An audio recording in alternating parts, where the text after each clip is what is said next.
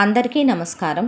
ఈరోజు మనం చెప్పుకోబోయే కథ కోడలు కాపాడిన పరువు. కథలోకి వెళ్ళబోయే ముందు మీరు కనుక మన ఛానల్ని ఫస్ట్ టైం చూస్తున్నట్లయితే తప్పకుండా మన ఛానల్ని లైక్ చేయండి, షేర్ చేయండి, సబ్స్క్రైబ్ చేయండి, బెల్ ఐకాన్ క్లిక్ చేసి ఆల్ అనే బటన్ని ప్రెస్ చేయడం మర్చిపోకండి. ఎంత బాగా కమెంట్స్ పెట్టి మన ఛానల్ని సపోర్ట్ చేస్తున్నారండి. మీ అందరూ ఎంకరేజ్ చేసి సపోర్ట్ చేయబట్టే ఇంకా మంచి మంచి కథలు మీ దాకా తీసుకురావాలనే నేను చాలా తపన పడుతున్నాను. ఇలాగే మీ సపోర్ట్, ఎంకరేజ్మెంట్ ఎప్పుడు మన ఛానల్కి నాకు ఉంటాయని ఆశిస్తున్నాను. తప్పకుండా చాలామంది మన ఛానల్లో కథలు చూసి వెళ్ళిపోతున్నారు. అలా కాకుండా ఛానల్ని మీరు ఇంకా మంచి కథలు మీ దాకా రావాలి అంటే సబ్స్క్రైబ్ చేసుకోండి, ఆల్ అనే బటన్ని ప్రెస్ చేయండి. మీరిచ్చే లైకులు నాకు చాలా సంతోషాన్ని ఇస్తున్నాయి. లైక్ చేయటం మర్చిపోకండి. మంచి కథల్ని షేర్ చేసుకోండి. కథని ఎక్కడ స్కిప్ చేయకుండా వినండి. మరి కథలోకి వెళ్ళిపోదామా? రామేశ్వరరావుకి 5 ఎకరాల పొలం వచ్చింది పూడివేకుల ద్వారా. రామేశ్వరరావు భార్య సుగుణ 2 ఎకరాల స్త్రీధనంతో రామేశ్వరరావుని పెళ్లి చేసుకొని అత్తారింట్లో కోడలుగా, భర్తకు భార్యగా అడుగుపెట్టింది. సుగుణ వరకు రామేశ్వరరావు ఏం చేసినా కరెక్టే. రామేశ్వరరావు నందిని పంది అంటే అది పందేనని, లేకపోతే ఎదురుగా వెళ్ళేవాడు మనిషి కాదు పశువు అని చెప్తే వాడు పశువేనని అనేస్తుంది సుగుణ. అంటే భర్త అడుగుజాడల్లో నడిచే ఇల్లాలన్నమాట. తప్పుని తప్పు, ఒప్పుని ఒప్పు అని చెప్పే ఆడవాళ్ళు కొంతమంది ఉంటారు. సుగుణకి అలాంటి అలవాటు లేదు. సుగుణ పెద్దగేమీ చదువుకోలే. ఆ రోజుల్లో 2వ తరగతి వరకు చదువుకుంది. రామేశ్వరరావు 5వ తరగతి వరకు చదువుకున్నాడు. ఇక రామేశ్వరరావుకి ఉన్న ఆ 5 ఎకరాల పొలాన్నే సొంతిల్లే కాబట్టి వ్యవసాయం చేయటం తప్ప అతనికి వేరే ఏ వృత్తి నచ్చదు. కాబట్టి వ్యవసాయం చేయటం మొదలుపెట్టాడు. వీళ్ళిద్దరి దాంపత్యానికి గుర్తుగా వీళ్ళకి 5 పిల్లలు పుట్టారు. అందులో 2 కూతుళ్ళు ముందు, 3 కొడుకులు తర్వాత. 2 కూతుళ్ళ పేర్లు పెద్ద కూతురు పేరు లక్ష్మి, రెండో కూతురు పేరు వాణి. ఆ తరువాత వరుసగా 3 కొడుకులు. పెద్దవాడి పేరు కుమార్, రెండో వాడి పేరు విజయ్, మూడో వాడి పేరు హర్ష.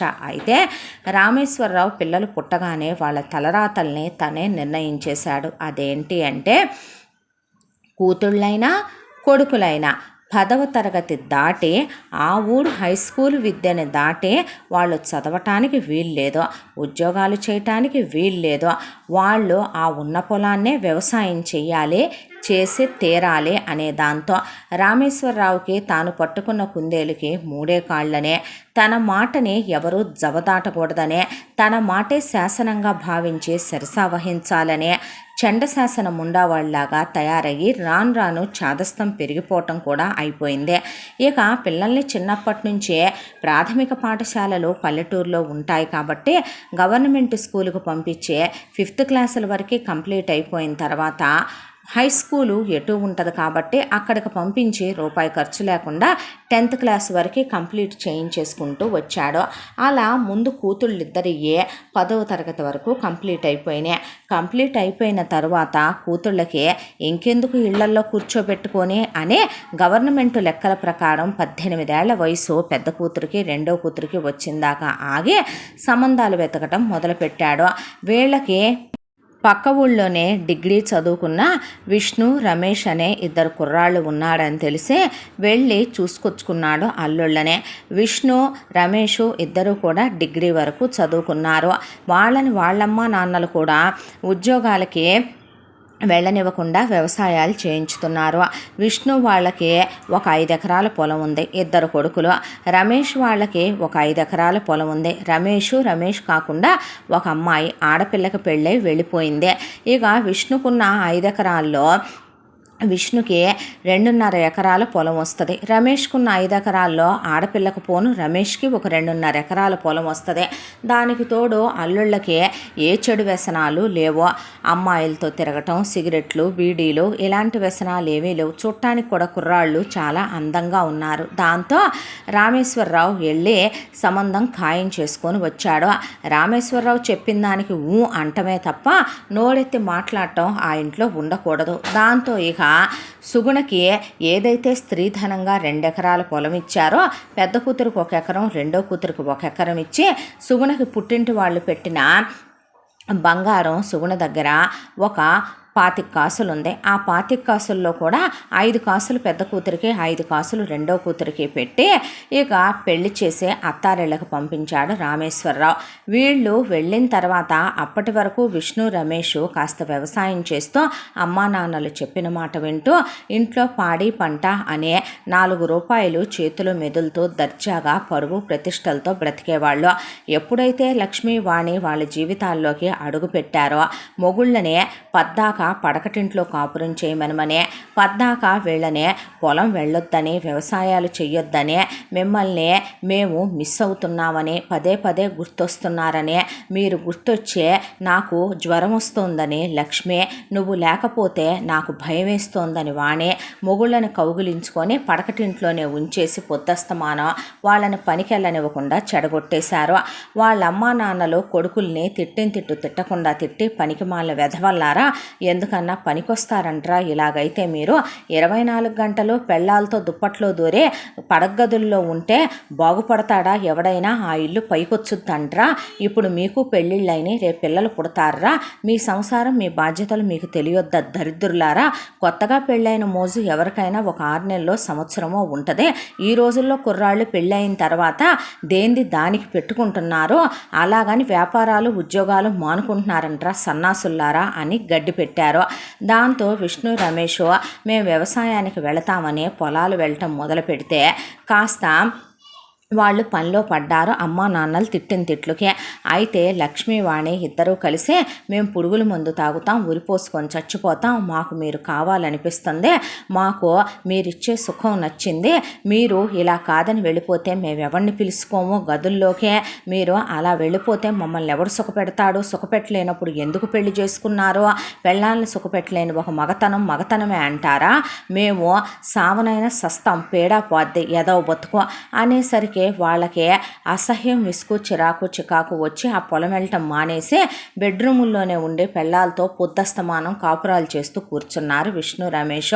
దాంతో విసిగిపోయిన విష్ణు వాళ్ళ అమ్మా నాన్నలు, రమేష్ వాళ్ళ అమ్మా నాన్నలు రామేశ్వరరావుని సుగుణ్ణి పిలిపించి, ఏం పెంపకం అయ్యా నువ్వు కూతుళ్ళని పెంచటం, ఏం పద్ధతులు అయ్యా ఇవి అసలు అర్థం కావటం లేదో, ఏమమ్మా సుగుణ నువ్వు కూడా నీ మొగుడిని అలాగే పడకటింట్లో కాపురం చేయించుకుంటున్నావా, ఆ 5 ఎకరాల పొలం అన్నా వ్యవసాయం వెలగబెట్టడానికి రామేశ్వరరావు వెళ్తున్నాడా, అలా ఆడకూతుళ్ళు మగాళ్ళని వెళ్ళండి, ఆ 2 ఎకరాలన్నర పొలాలు ఎటు మీ ఇద్దరికి ఉన్నాయి కదా, దానికి తోడు ఇంకో 7 ఎకరాలు 8 ఎకరాలు ఎదురు తీసుకొని ఏమెళ్ళో తాడు తాకట్టు పెట్టో కాస్త పెట్టుబడికి బ్యాంకీలో డబ్బులు పెట్టుబడికి తెచ్చుకొని మేము కూడా మీతో పాటు వస్తాము, కష్టపడి 4 రూపాయలు వెనకేసుకొని ఒక కొంప కట్టుకుందాం, రేపు పొద్దున పిల్లలు పుడతారో 2-3 ఏళ్ళు పిల్లల్ని ఆపుకుందాం, ఆ తర్వాత కాస్త బంగారం చేపించుకుందాం, మీరు బండి కొనుక్కోండి, 4 నూకలు వెనకేసుకుందాము, 2.5 ఎకరాల పొలానికి ఒక 7.5 కొనుక్కొని 10 ఎకరాలు చేసుకుందాం, పిల్లల్ని కాన్వెంట్లో చదివించుకుందాం, ఈ మాటలన్నీ కాదు.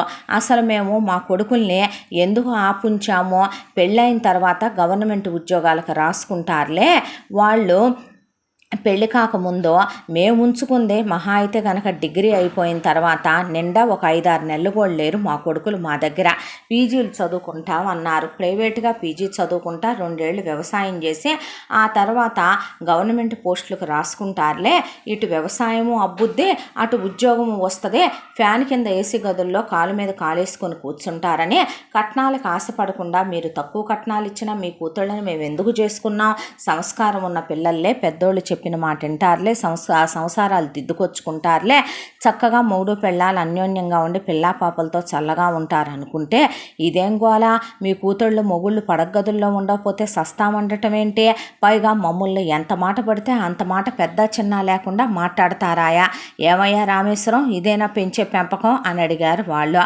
అడిగేసరికి ఏంటమ్మా ఇదే అని సుగుణంటే, నువ్వు నోర్మోయ్ అన్నాడు రామేశ్వరరావు. అన్న తర్వాత ఇప్పుడు ఏంటైతే నువ్వు చెప్పవా నీ కూతుళ్ళకి, ఏంటమ్మా ఇది తప్ప నాన్న, మాకు కలలు కోరికలు ఆశలు ఉండవా నాన్న, ఈ వయసులో కాకపోతే యవ్వనం ఇంకెప్పుడు నాన్న, వాళ్ళని తప్ప ఎవరిని అడుగుతాం, మా ఏ కోరికైనా తీర్చమనమనే, వాళ్ళు లేనప్పుడు మేమెవరినైనా పిలిపించుకుంటే ఎలా ఉంటుంది, ఇదిగో ఇది సందం నీ కూతుళ్ళదే అనేపాటికే, సరే ఇప్పుడు ఏంటైతే అల్లుళ్ళు కొన్నాళ్ళు మీతో ఉండాలి అంతేగా అన్నాడు రామేశ్వరరావు.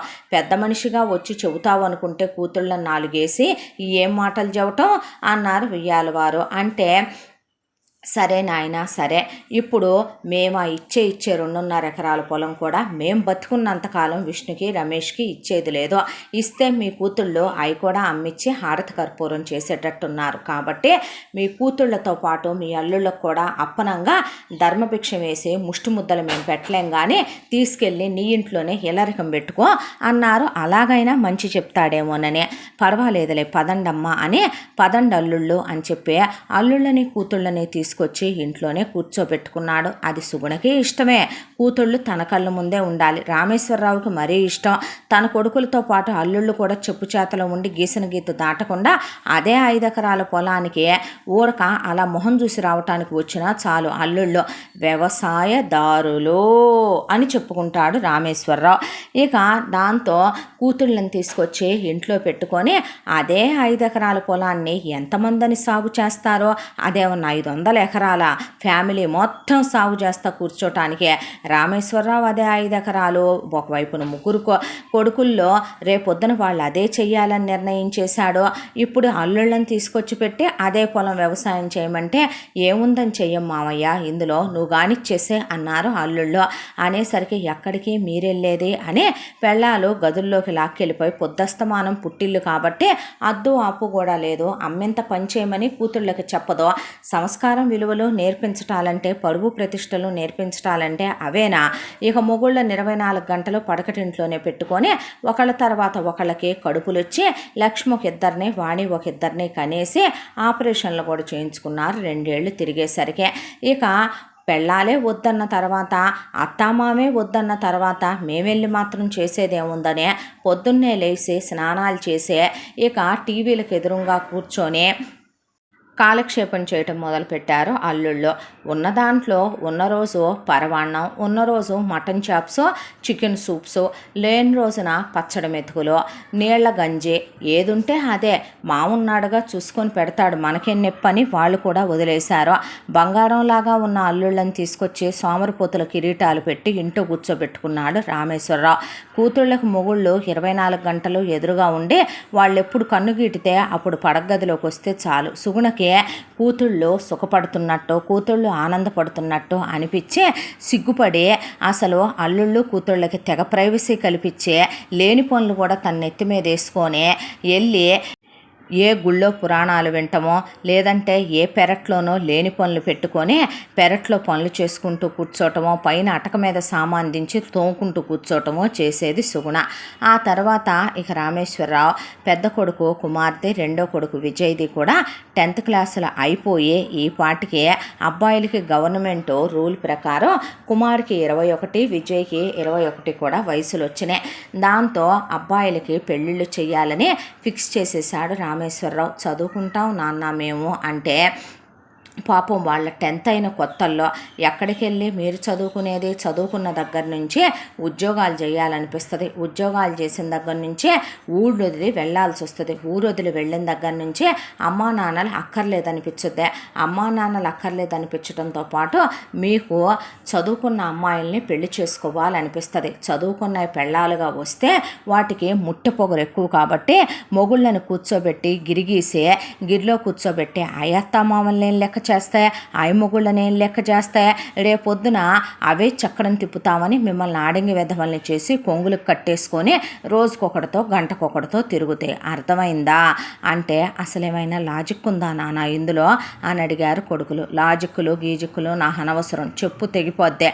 ఆ ఉన్న 5 ఎకరాల పొలం సాగు చేద్దురు కానీ పదండి అంటే అల్లుళ్ళిద్దరూ కలిసి అదేలే మామయ్య, మనకి తరతరాలుగా కూడా వస్తున్నటువంటి 5,000 ఎకరాల పొలం కదా, దాన్ని నువ్వు చేస్తావు సాగు, తర్వాత మేం చేస్తాం సాగు, తర్వాత వీళ్ళు చేస్తారు సాగు, ఏందో సాగి సాగి సాగి ఆ పొలం అన్నా 5 నుంచి ఒక 50 ఎకరాలకు సాగినా బాగుండు అన్నారు అల్లుళ్ళు. అనేసరికి అది కాదు బావా, చూడండి ఎలా మాట్లాడతాడో, చేయగలిగింది ఏముందిరా, మీ నాన్నకి ఎదురు చెప్పలేరు మీరు, మీ అక్కలు మేం చెబితే ఊరుకోరు మీ అక్కలు, చేయగలిగింది ఏముందే కానివ్వండి ఇంకెలా గడిచిపోవటమే అన్న తర్వాత కుమార్కి రామేశ్వరరావు 3వ తరగతి చదివిన తన చెల్లెల కూతురు సుజాతనిచ్చి పెళ్లి చేసేశాడు. అసలు పుట్టటమే అరెకరం పొలంలో పుట్టి పెరిగే, చెట్లంటా చామలంటా తిరిగే, మామిడికాయలు కొట్టుకొని తిని, జాంకాయలు కొట్టుకొని తిని, చింతకాయలు ఉసిరికాయల్లో కొట్టుకొని తిన్న బ్యాచే కాబట్టి సుజాత ఈజీగానే కలిసిపోయింది వీళ్లల్లో. ఇక విజయ్ దగ్గరకు వచ్చేపాటికే సుగుణ అన్న కూతురు కళ్యాణినిచ్చి చేసింది సుగుణ. ఇక కళ్యాణి కూడా పుట్టి పెరిగింది 2 ఎకరాల పొలంలోనే కాబట్టి కళ్యాణి చదివింది కూడా 5వ క్లాసు వరకే కాబట్టి ఈ ప్రాబ్లం లేకుండా మళ్ళీ కొడుకుల కన్నా కోడళ్ళు ఎక్కువ చదవకూడదు, అల్లుళ్ళ కన్నా కూతుళ్ళు ఎక్కువ చదవకూడదు. అది రామేశ్వరరావు గారు నిర్ణయించినటువంటి నిబంధనల పుస్తకంలో ఉన్న ఒక నిబంధనల్లో అతి ముఖ్యమైనటువంటి నిబంధన. దాంతో కళ్యాణి కూడా కోడలుగా వచ్చేసింది. వచ్చిన వాళ్ళు ఖాళీగా ఉంటారా? ఎంతైనా వదినలను చూస్తున్నప్పుడు వీళ్ళకి మాత్రం పాపం కాపురం మీద కోరికలు కలగవు. దాంతో మొగుళ్ళని పద్దాక గదిలోకి రమ్మంటాం, కాపురాలు చేయమనమంటాం. 2 ఏళ్ళు తిరిగేపాటికి సుజాత ఇద్దరిని, కళ్యాణి ఇద్దరిని కని అక్కడ పడేశారు. ఎప్పుడన్నా మొగుళ్ళు చదువుకోవాలని ఉండేది, చదువుకోలేకపోయాం అంటే ఏం చేస్తారు? చదువుకొని ఇక్కడి నుంచి వెళ్ళిపోయి ఎక్కడ బతుకుతాం? అమ్మో వేరే ఊళ్ళో ఎలా బతుకుతాం? మన అనే వాళ్ళకి దూరం అయిపోయి బతుకుతామా? అమ్మ వదినలు లేకుండా అస్సలు మేము ఉండలేము అనేవాళ్ళు సుజాత, కళ్యాణి. నలుగురు కలిసి కూర్చొని పేలు చూసుకోవటం, కలిసుందాంరా సినిమాలో జల్లేసుకున్నట్టు సుగుణకు కూడా కలిపి పేలు చూసి 5గురు కలిసి జల్లేసుకోవటం, 5గురు కలిసి ఇక అచ్చంగిల్లాలు ఆడుకోవటం, 5గురు కలిసి కూర్చొని వైకుంఠపాళి ఆడుకోవటం. పక్కింటామా మొగుడు లేచిపోయాడు, ఎదురింటామా మొగుడు పక్కింటి దానికి కన్ను కొడుతున్నాడు, వెనక సందులో వాళ్ళ కూతురు ఆ పక్క సందులో ఉన్నాళ్ళ కొడుకుతో కలిసి వడిగడ్డి వామి సాటుకెళ్ళిందంట. ఏ బే చదవేస్తే ఉన్నమతి పోయిందని ఆడ ఎలా తయారైనే. చీయమ్మ పాడు, మా రోజుల్లో ఈ లేవని సుగుణ అంటాం. చీయమ్మ పాడు, ఈ రోజుల్లో పుట్టినా మేము అలాంటి ఎప్పుడు చేయలేదనే కూతుళ్ళు కోడళ్ళు చెప్పుకోవటం. పొద్దున్న లేస్తే ఆ ఇంట్లో 5ంటికి స్టార్ట్ అవుద్ది టీవీ, రాత్రి 12 వరకు ఇక అల్లుళ్ళతో సహా కొడుకులతో సహా వచ్చే సీరియల్స్ మొత్తం లేడీస్ కవర్ చేస్తారు, వంటల ప్రోగ్రాములు మొత్తం కవర్ చేసుకొస్తారు. ఈ ఇంత దాంట్లో 8 మంది పిల్లలు, కూతుళ్ళిద్దరు, అల్లుళ్ళిద్దరు, కొడుకులిద్దరు, కోడళ్ళిద్దరు, సుగుణ, రామేశ్వరరావు. అంతమంది పళ్ళాలు ఆ 5 ఎకరాల పొలం మీదే లెగాలి, అంతమందికి గుడ్డలు ఆ 5 ఎకరాల పొలం మీదే కొనుక్కోవాలి. ఉన్న రోజున పంచపక్ష పరమాణాలే వండేస్తుంది సుగుణ, లేని రోజున అంత అన్నం వండేసి దాంట్లో ఇంత గంజి వార్చి ఉప్పేసి దాన్నే కేరళ వాళ్ళు తాగే పురేజ్ లెవెల్లో తీసుకొచ్చి పక్కన పచ్చడేసి ఈ పూటకు అది తాగే సరిపెట్టుకోమంటది కొడుకుల్ని, అల్లుళ్ళనే. ఆ రోజు అలా ఎందుకు పెట్టారని అనరు మహానుభావులు, ఈరోజు ఎలా ఎందుకు పెట్టారని అనరు. బయటికెళ్ళి బతుకుదాం, ఎక్కడన్నా కూలోనాలో చేసుకుందామన్నా అల్లుళ్ళు కొడుకులు తన మాట మీరే వెళ్ళటానికి వీల్లేదు.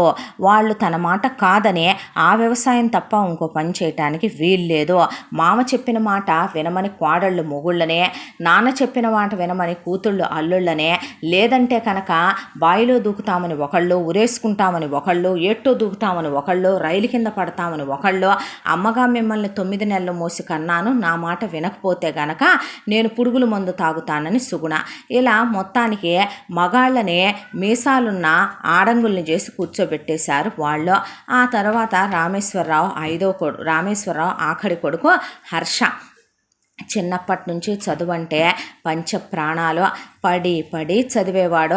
10th క్లాసులో చాలా మంచి మార్కులు వచ్చినాయి, డిస్ట్రిక్ట్ ఫస్ట్ వచ్చాడు. రామేశ్వరరావు వ్యవసాయం చేయమనమంటే ఏముందని చెయ్యవు నాన్న ఆ వ్యవసాయం, ఎప్పటికే బావల్ని తెచ్చావు, అన్నల్ని తెచ్చావు, అందరూ అందులోనే కూర్చొని చేసేంత ఏముంది చెప్పు, అందులో నాకు చదువుకోవాలని ఉంది, ఉద్యోగం చెయ్యాలని ఉందంటే పిచ్చి పిచ్చిగా మాట్లాడితే పళ్ళు రాలిపోతాయి. నువ్వు ఇంకా చదువులు చదవాలి, నువ్వు ఇంకా ఉద్యోగాలు చెయ్యాలి అనుకుంటే పురుగుల మందు పోసి సావగొట్టి వదిలిపెడతా, నా సంగతి బాగా తెలియదు కావాలా. ఈ ఇంట్లో ఎవరైనా నేను చెప్పిందే వినాలి, నా మాటకి ఎదురు చెప్తే మర్యాదలు దక్కవు. అయినా తాత ముత్తాతల కాలం నుంచి వస్తున్న వ్యవసాయాన్ని వదిలేసుకొని ఏంటి ఒకటి కింద మీరు చేతులు కట్టుకొని పనిచేసేదే మామయ్య అంటే వాడనేది నీకు అర్థం కాలా. సాగినంత కాలం నా ఎంతవారు లేరందరూ, సాగకపోతే ఊరక సతికిల పడిపోదురు అని ఎవరు నల్లుడు మీరు అనేదే. నీ విషయం కాదు మావయ్య, ప్రాక్టికల్గా చెప్తున్నావులే. అంటే ఒకవేళ ఈ 5 ఎకరాల పొలం దాదాపు మనకి సంవత్సరానికి ఒక 5-6 కోట్ల రూపాయల టర్నోవర్ తీసుకొస్తుంది కదా, అంత టర్నోవర్ని లెక్కేసుకోవటానికి బావలకి అన్నయ్యలకి నాకు చేతులు నొప్పెట్టేస్తాయి కదా. కాబట్టి ఇప్పుడు నేనేదో ఉద్యోగం చేసుకుంటానులే, ఆ టర్నోవర్ ఎటు వాళ్ళు చూసుకుంటున్నారుగా అంటున్నాడు వాడు. చదివించొచ్చుగా మావయ్య అంటే నోరు మూస్తారా మీరు అన్నాడు అల్లుళ్ళని. అది కాదు నాన్న, మా బతుకులేటు ఆ పొలంలో తొక్కేసావు, తమ్ముడినన్నా చదివించొచ్చుగా అని పాపం కుమారు విజయ్ అంటే మీరెప్పటి నుంచిరా ఇంట్లో నేను బతుకుండగా మీ నోరు లేస్తుంది అన్న తర్వాత ఇప్పుడు ఏంటి నాన్న అయితే అన్నాడు హర్ష. వ్యవసాయం చేసి తీరాల్సిందే నువ్వు కూడా. నువ్వు బయటకు వెళ్ళటం, చదువుకోవటం, నువ్వు ఉద్యోగాలు చేయటం నాకు ఇష్టం లేదు, వద్దు అనేశాడు. హర్షతో పాటు హర్ష స్నేహితులందరూ హర్ష కళ్ళ ముందే కాలేజీల్లో జాయిన్ అయిపోతే చిన్నపిల్లాడు ఎదురు తిరగలేడు. ఎదురు తిరిగితే రామేశ్వరరావు బాగా కొట్టాడు. సుగుణ వాతలేసేసిందే. దాంతో అన్నల దగ్గరికి తీసుకొని కొట్టబాకు నాన్న, నీకు ఇష్టం లేకపోతే వెళ్ళళ్లే, అంతేకాని వాడిని ఎందుకు అలా సావగొడతావు అని బావలోనూ అన్నలు కలిసి లాగేశారు హర్షని. ఎదురు చెప్పి నేను చదువుకుంటాను అన్నాడనే. దాంతో కళ కళ్ళగానే మిగిలిపోయిందే. వ్యవసాయానికి వెళ్ళక తప్పేది కాదు. పొలంలో పాపం అల్లుళ్ళిద్దరూ కొడుకులు ముగ్గురు కలిసి చేసేది ఏంటంటే చెట్ల మీద చింతకాయలు కొట్టుకుంటూ, ఉసిరికాయలు కొట్టుకుంటూ, జాంకాయలు కొట్టుకుంటూ, మామిడికాయలు కొట్టుకుంటూ పొలంలో కూర్చొని ఉప్పు కారం పొట్లాలు పెట్టుకొని వాటితో తింటూ ఏం చెయ్యాలిరా ఈ పొలంలో, మనం ఎంతమందిని చేయటానికి ఏముందిరా ఈ పొలంలో అని పాపం అలా కూర్చొని మాట్లాడుకుంటూ ఉండేవాళ్ళు. ఇలా రోజులు గడిచిపోయి హర్షకు కూడా 21వ సంవత్సరం వచ్చేసింది. రామేశ్వరరావు పెళ్లి సంబంధాలు చూడటం మొదలుపెట్టాడు. రామేశ్వరరావు శాసనమే కానీ ఏదైనా ఆ ఇంట్లో ఎవరిష్టాలు ఉండవు కాబట్టి రామేశ్వరరావుకి పక్క ఊరిలోనే ఉన్నటువంటి సంబంధం ఒకటి దొరికిందే. అమ్మాయి వాళ్ళ నాన్న పేరు వెంకటపతి, అమ్మాయి వాళ్ళ అమ్మ పేరు సరోజ. ఆ అమ్మాయి వాళ్ళు అమ్మా నాన్నలకి 8 మంది సంతానం. 8 మంది సంతానంలో కూడా ఆడపిల్లలకి పెళ్లి చేసి అత్తారిళ్ళకి పంపించేస్తే దరిద్రం వదిలిపోద్దని ఇక ఆడపిల్లలు ఎక్కువ చదువుకుంటే ఎక్కువ చదువుకున్న అల్లుళ్ళని తీసుకురావాల్సి వస్తుందని లక్ష్మీ కటాక్షం లేకపోయినా బంగారు తల్లులు ఆడపిల్లలు బాగా చదువుతూ ఉన్న ఆడపిల్లలు చదువుల్నే ఆపేసి 5వ తరగతి 6వ తరగతి 7వ తరగతులతోనే ఆడపిల్లలకి పెళ్ళిళ్ళు చేసి పంపించి ఉన్న ఆస్తి తెగనమ్మైనా సరే కొడుకుల్ని చదివించి కొడుకుల్ని పెద్ద పొజిషన్లో ఉంచాలనుకునేటటువంటి అమ్మా నాన్నలో సరోజ వెంకటపతి. ఇక వాళ్ళ ఇంట్లో పుట్టినటువంటి పిల్లే వింధ్య ఇంటర్మీడియట్ వరకు చదువుకుంది అమ్మా నాన్నల్ని ఎదిరించి మరే. అయితే ఇప్పుడు రామేశ్వరరావు గురించే వాళ్ళన్నీ వినే ఉన్నారు. రామేశ్వరరావు కొడుకు హర్ష చదివింది 10th క్లాసే. అబ్బాయి కన్నా అమ్మాయి ఎక్కువ చదివిందంటే రామేశ్వరరావు కోడలుగా పెళ్లి చేసుకోడు. వీళ్ళ కట్న కానుకలు ఇవ్వరు, పుస్తకట్టి పంపించేస్తారు అంతే ఆడపిల్లలకే. అందుకని అమ్మాయి 7వ తరగతి చదివిందని అబద్ధం చెప్పారు. నువ్వు కానీ ఇంటర్ దాకా చదువుకున్నానని చెప్పావో ఏ మొగుడు పెళ్ళాం తనకన్నా ఎక్కువ చదువుకుందంటే తట్టుకోడు. నిన్ను అత్తారింటి దగ్గర నుంచి వాళ్ళు గెంటేస్తారు. మీ మామ చండశాసనం ఉండేవాడు, వాళ్ళు గెంటితే పుట్టింటికి రాణిస్తాం అనుకుంటున్నావేమో.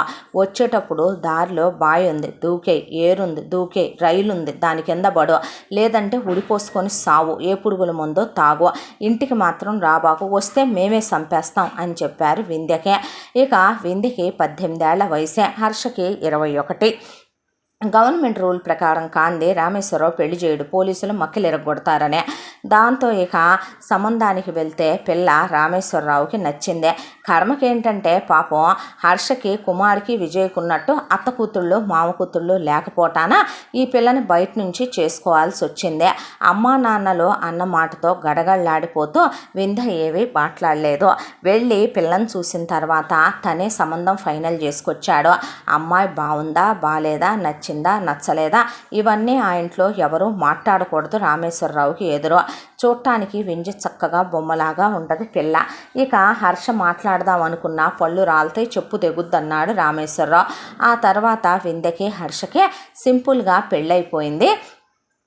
వింధ్య కాపురానికి వచ్చేసిన తర్వాత ఫస్ట్ నైట్ ఏర్పాట్లు చేశారు. ఫస్ట్ నైట్ రోజున భర్తతో మాట్లాడాలనుకుంది. కానీ అతను ఎలాంటి వాడో, అతని మనస్తత్వం ఏంటో, నేనేదైనా చెప్తే అతను ఎలా రియాక్ట్ అవుతాడో, ఎందుకో మళ్ళీ అమ్మా నాన్నలు ముందే మొట్టికాయలేసి కొట్టి తిట్టి అమ్మ గుర్తుగా వాత కూడా పెట్టి పంపించింది కదా, మొగుడు నన్ను గెంటేస్తే, అత్తారు వాళ్ళు నన్ను గెంటేస్తే, పుట్టింటి వాళ్ళు నన్ను రానివ్వకపోతే ఎక్కడికి వెళ్ళి బతుకుతానో అనే దాంతో నోడెత్తల. మొత్తానికి వీళ్ళకి ఫస్ట్ నైట్లు అయిపోయినాయి.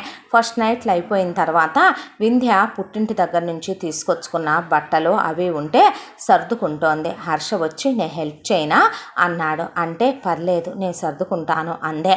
ఏం పర్లేదు పిచ్చిదానా, పైన ఎలా పెట్టుకుంటావు, ఆ పై షెల్ఫ్లో నీకు అందవులే, నే హైట్ కదా నేను పెడతానులే ఇవ్వు అని తను కూడా తీసి సర్దపోతూ ఉండగా చీర మడతల్లో నుంచి ఒక పేపర్ ముక్క కింద పడింది. తీసి చూస్తే వింధ్య ఇంటర్మీడియట్ ఫస్ట్ క్లాస్లో పాస్ అయిందని పేపర్లో వింధ్య ఫోటోతో సహా వేసినటువంటి పేపర్ ముక్కదే. నువ్వు ఇంటర్ చదువుకున్నావా అని అడిగాడు హర్ష. భయం వేసింది వింధ్యకే. పిచ్చి చూపులు చూడటం మొదలుపెట్టింది. నువ్వు ఇంటర్ దాకా చదువుకున్నావా అని మళ్ళీ అడిగాడు హర్ష. వింధ్య భయపడిపోయి కళ్ళల్లో నీళ్ళు వచ్చేసే, కళ్ళల్లో నీళ్లు కారిపోతూ అది నేను కావాలని చదువుకోలేదు. మా ఇంట్లో అక్కలకి పెళ్ళిళ్ళు అవ్వాలే, పెళ్ళిళ్ళు అయిపోయిన తర్వాత నేను ఖాళీగానే ఉన్నాను అనే దాంతో మా ఊళ్ళోనే కాలేజీ ఉంటే వెళ్ళి చదువుకున్నాను. నన్ను మా పుట్టింటికి పంపించేస్తారా, మీకన్నా ఎక్కువ చదువుకున్నానని నేను కావాలంటే 7వ క్లాసే చదువుకున్నానని అందరికీ చెప్తున్నాను కదండి, ఎవరికి చెప్పను, నా సర్టిఫికెట్లు తగలపెట్టేస్తానండి, నేను చదువుకున్న విషయం ఎవరితోనూ అననండి, నన్ను మా పుట్టింట్లో వదిలేయకండి, మా అమ్మ నాన్న ఇలా అన్నారండి అని చెప్తే హర్షకి చాలా బాధ అనిపించింది. దాంతో వింధ్యని దగ్గరికి తీసుకొని కళ్ళు తుడిచి ముద్దు పెట్టుకొని ఏడవకు అని, ఏంటి పిచ్చి మాటలు, నేనెందుకు, నువ్వేం తప్పు చేశావని పుట్టింటికి పంపిస్తాను, చదువుకోవటం తప్పుడు పనా అన్నాడు. ఏమో నాకు తెలీదు, మా ఇంట్లో మా అన్నయ్యల కన్నా మా అక్కలు నేనే చాలా బాగా చదువుతాం, కానీ మా అమ్మ నాన్న ఆడపిల్లలకి చదువొద్దు, చదువుకుంటే ఇంకా పై చదువులు చదువుకున్న వాళ్ళ సంబంధాలు తీసుకురావాలి, కట్నాలు ఇవ్వాలని ఎంతో బాగా చదువుకుంటున్న అక్కల్ని 5వ తరగతి 6వ తరగతితోనే చదువులు ఆపేసి పెళ్ళిళ్ళు చేసి పంపించారు ఉమ్మడి కుటుంబాల్లోకి నాలాగే. ఇక నేను మాత్రం అక్కల చదువులు ఎటు అవ్వాలి, పెళ్ళిళ్ళు ఉన్నాయి అనే దాంతో ఊళ్ళో ఉన్న కాలేజీలో కాలక్షేపానికే చదువుకుంటాను అని చెప్పి అడిగి మా అమ్మతో వాతలు పెట్టించుకొని చూడండి ఎలా పెట్టిందో, మా నాన్నతో తన్నులు తినే మొత్తానికి ఇంటర్ వరకు కంప్లీట్ చేశానండి. నాకు పై చదువులు చదువుకోవాలని ఉండేదే, నేను డిగ్రీ చెయ్యాలని, ఆ తర్వాత ఇంకా ఏదేదో చదువుకోవాలని, ఉద్యోగం చేయాలని కోరిక, కానీ ఇలా పెళ్ళైపోయింది, మీ మాటకి నేను ఎప్పుడు ఎదురు చెప్పనండి అంది వింధ్య. అనేసరికి పిచ్చిదానా, చదువుకోవాలని ఉందా నీకు అని అడిగాడు హర్ష. అవును అన్న మాటకి నాకు ఒకప్పుడు నీలాగే చదువుకోవాలని ఉండేదే, చదువు అంటే నాకు చాలా చాలా ఇష్టం, ఎందుకో తెలీదు, చదువుకోవటంలో పడిపోతే అన్నం తినటం, నీళ్లు తాగటం అన్నీ మర్చిపోయేవాడిని నేను కూడాను. ఇదిగో నా మార్కు లిస్టు చూడు అని 10th క్లాస్ మార్కు లిస్టు చూపిస్తే హర్ష మార్కులు చూసి వింజ అదిరిపోయింది. వింజకి సమానంగానే కాదు, వింజ కంటే కూడా బాగా చదువుతాడు హర్ష. అలాంటిది మరి మీరు మనలాంటి వాళ్ళ కుటుంబాల్లో తెలిసిందేగా, నువ్వు మీ అమ్మ నాన్నకి ఎదురు చెప్పలేవు, మేము మా నాన్నకి ఎదురు చెప్పలేము అన్నాడు హర్ష. అన్న తర్వాత వింధ్యని, నేను నిన్నెక్కడికి పంపించను, నా గుండెల్లో పెట్టుకొని చూసుకుంటా, నువ్వు నా ప్రాణం, నువ్వు నా భార్యవే, పిచ్చి మాటలు మాట్లాడి పిచ్చి పిచ్చి ఆలోచనలు చెయ్యాలనుకోకో అని, నీకు చదువుకోవాలని ఉందా అని అడిగాడు. అడిగితే అంటే ఒకప్పుడు ఉండేదే, ఇప్పుడు చదువుకుంటావా చదివిస్తే అన్నాడు. అంటే చదివిస్తారా మీరు నన్ను అని కళ్ళల్లో ఒక మెరుపు. దాంతో అయితే నేను చెప్పినట్టు వింటావా అన్నాడు హర్ష. వింటా చెప్పండి అంది వింధ్య. అయితే నేను నిన్ను చదివిస్తున్నట్టు ఎవరికీ తెలియకూడదు, డైలీ కాలేజీకి వెళితే తెలుస్తుంది కాబట్టి డిస్టెన్స్లో డిగ్రీ చేద్దు, కానీ నేను దానికి సంబంధించినవన్నీ కనుక్కొచ్చి నీకోసమని కూలికి వెళ్ళైనా కష్టపడైనా ఫీజు కట్టి ఇంట్లో వాళ్ళకి తెలియకుండా రహస్యంగా నిన్ను ఏ ఫ్రెండ్ పెళ్ళికో వెళ్తున్నా వెళ్తున్నామనో మీ పుట్టింటికి పండక్కి వెళ్తున్నామనో తీసుకెళ్ళి ఏ హోటల్లోనో రూమ్ తీసుకొని సెంటర్ పడ్డ దగ్గర ఎగ్జామ్ రాయించి తీసుకొస్తాను, సరేనా? మరి మీరెందుకు చేయలేదంటే నీ అంత స్వతంత్రత నాకు ఉండదు, ఎందుకంటే నేను రోజు పొలం వెళ్ళాలి.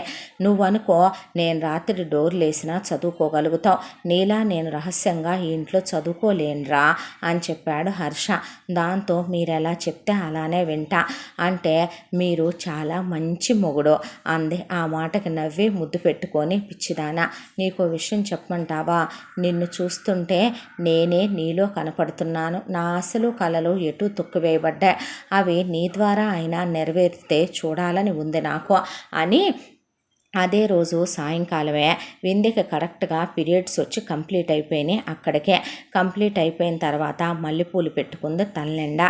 హర్ష ఇప్పుడే వస్తానని బయటికి వెళ్ళి కాండోమ్ ప్యాకెట్స్ తీసుకొస్తే దేనికివి అందే సిగ్గుపడుతూ. ఇంటర్ దాకా చదువుకున్నావు, దేనికో తెలీదా? అది కాదు, ఎందుకా అని. నువ్వు ఇప్పుడు చదువుకోవాలనుకుంటున్నావు, చదువుకునే వాళ్ళకే పిల్లలు కడుపులు బాధ్యతలు అంటే ఆ చదువు అటకెక్కి కూర్చుంటుంది. ఇప్పటికే నువ్వు ఎవరికి తెలియకుండా చదువుకోవాలి, నీ మీద ఈ స్ట్రెస్ స్ట్రెయిన్ చాలు, మళ్ళీ ఇవి కూడా ఎందుకు అని ఇద్దరూ అన్యోన్యంగా క్లోజ్గా ఇంటిమేట్గా ఉన్న పిల్లల్ని మాత్రం పుట్టనివ్వలేదు హర్ష. ఇక మూడో కంటికి తెలియకుండా తనే వెళ్ళాడు. వెళ్ళి కాలేజీ వాళ్ళతో మాట్లాడి వింధ్యవే నీ 10th ఇంటర్ మార్కుల లిస్ట్ ఒకసారి ఇవ్వు అంటే చీరలో ఉన్నాయండి అని చెప్తే ఆ చీరల్లో పెద్ద విద్యానిధినే దాచేసావే నువ్వు అని నవ్వుకుంటూ వాటిని తీసుకెళ్ళి జిరాక్సులు చేయించి అప్లికేషన్ ఫామ్ ఫిల్ చేసి అడ్మిషన్ తీసేసుకొని వింధ్యకి పుస్తకాలు తీసుకొచ్చి మూడో కంటికి తెలియకుండా ఇంట్లో వాళ్ళందరూ గుళ్ళకని వాటికని వీటికని పొలాలెమ్మటే కంచెలమ్మటి చెరుగ్గళ్ళ తినటానికి వాటికి వీటికి తిరుగుతూనే ఉంటారు, అమ్మలక్కల ముచ్చట్లకి వెళ్తూనే ఉంటారు. ఆ టైంలో తెచ్చి మూడో కంటికి తెలియకుండా అలమర్లో బట్టల కింద దాచుకోమని చెప్పాడు పుస్తకాలనే. ఆ తర్వాత వింధ్యకి ఫీజు కట్టాలంటే ఏం చెయ్యాలి? వైపున రామేశ్వరరావున అడిగే సిచ్యువేషన్ లేదు.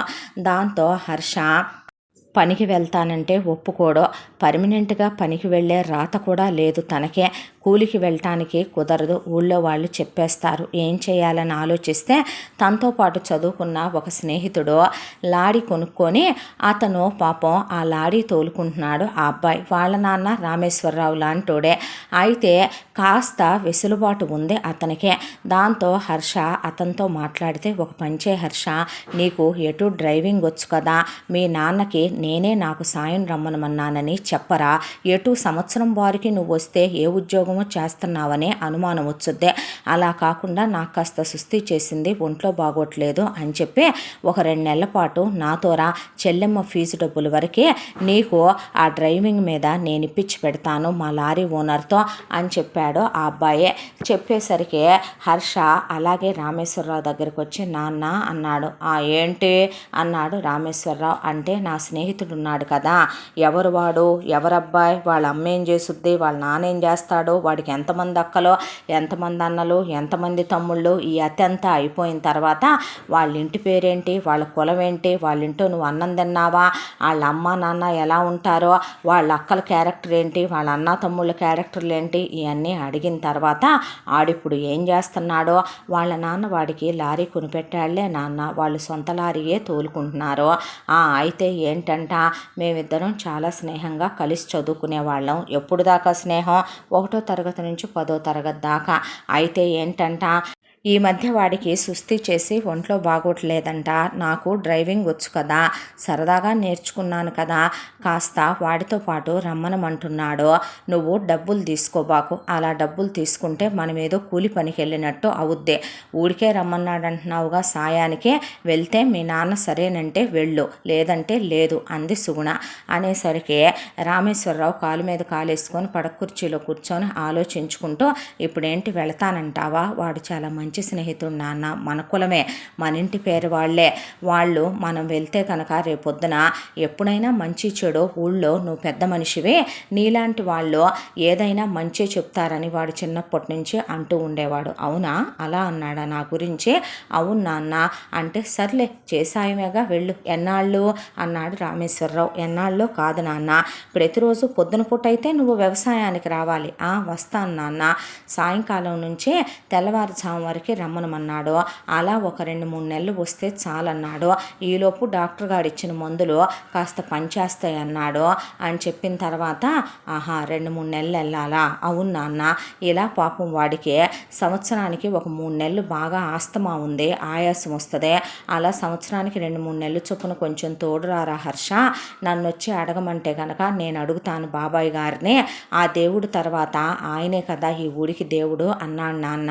అంటే సర్లే ఇక అంతన్నా తర్వాత మనం వద్దనేదేముంది, వెళ్ళరా తప్పే ఉందిలే అన్నాడు రామేశ్వరరావు. ఇదే అదననుకొని ఊపిరి తీసుకున్న హర్ష లోపలికి వచ్చి పాపం బట్టలు వేసుకొని ప్యాంటు షర్టు వెళుతుంటే విందె కళ్ళల్లో నీళ్లు తిరిగినాయి. ఎందుకే పిచ్చి ఏడుస్తున్నావు అంటే హర్ష కాళ్ళు పట్టుకుంది. కాళ్ళ మీద కన్నీళ్లు పడ్డాయి. పిచ్చిదానాలే అని కౌగిలించుకొని నుదురు మీద ముద్దు పెట్టుకున్నాడు.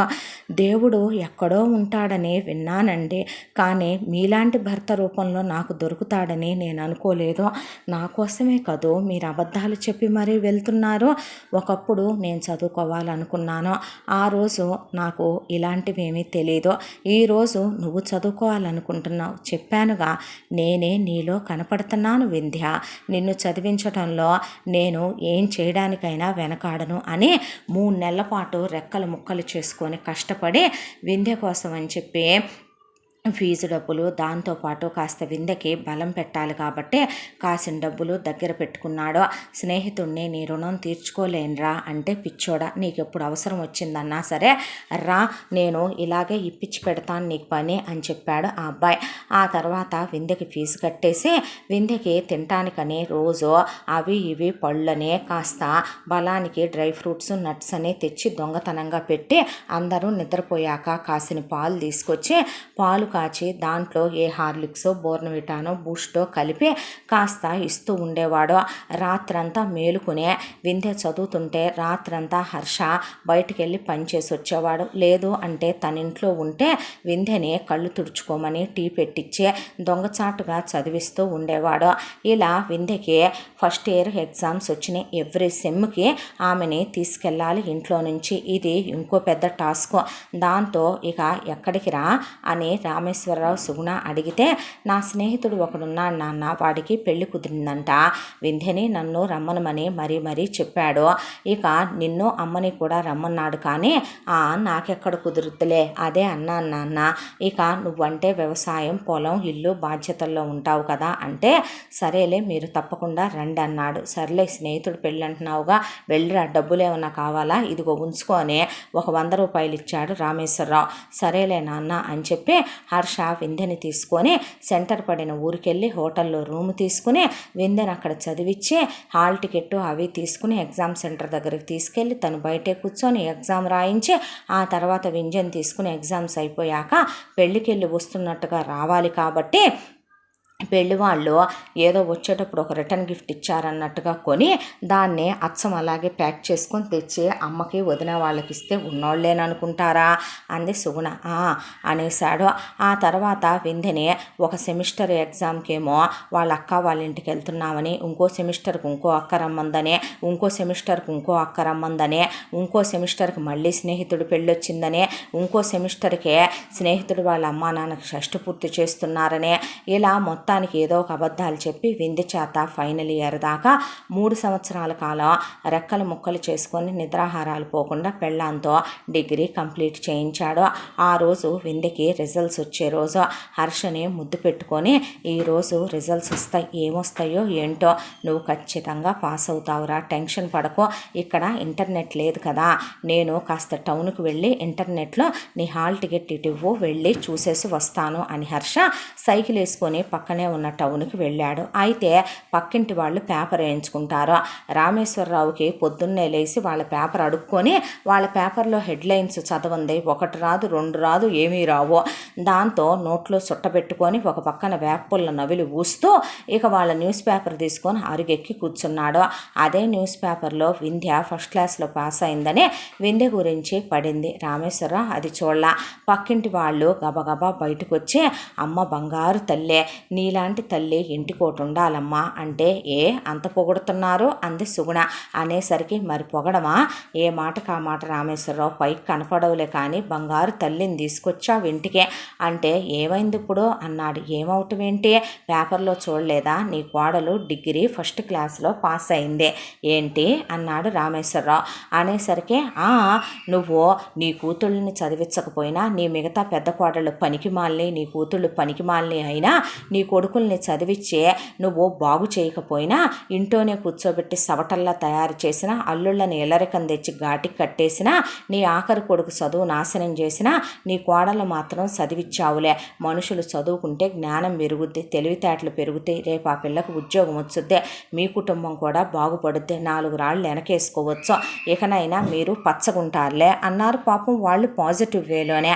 అయితే రామేశ్వరరావు చేతిలో ఉన్న న్యూస్ పేపర్ తీసుకొని కోడలు ముఖం మీద విసిరి కొట్టాడు.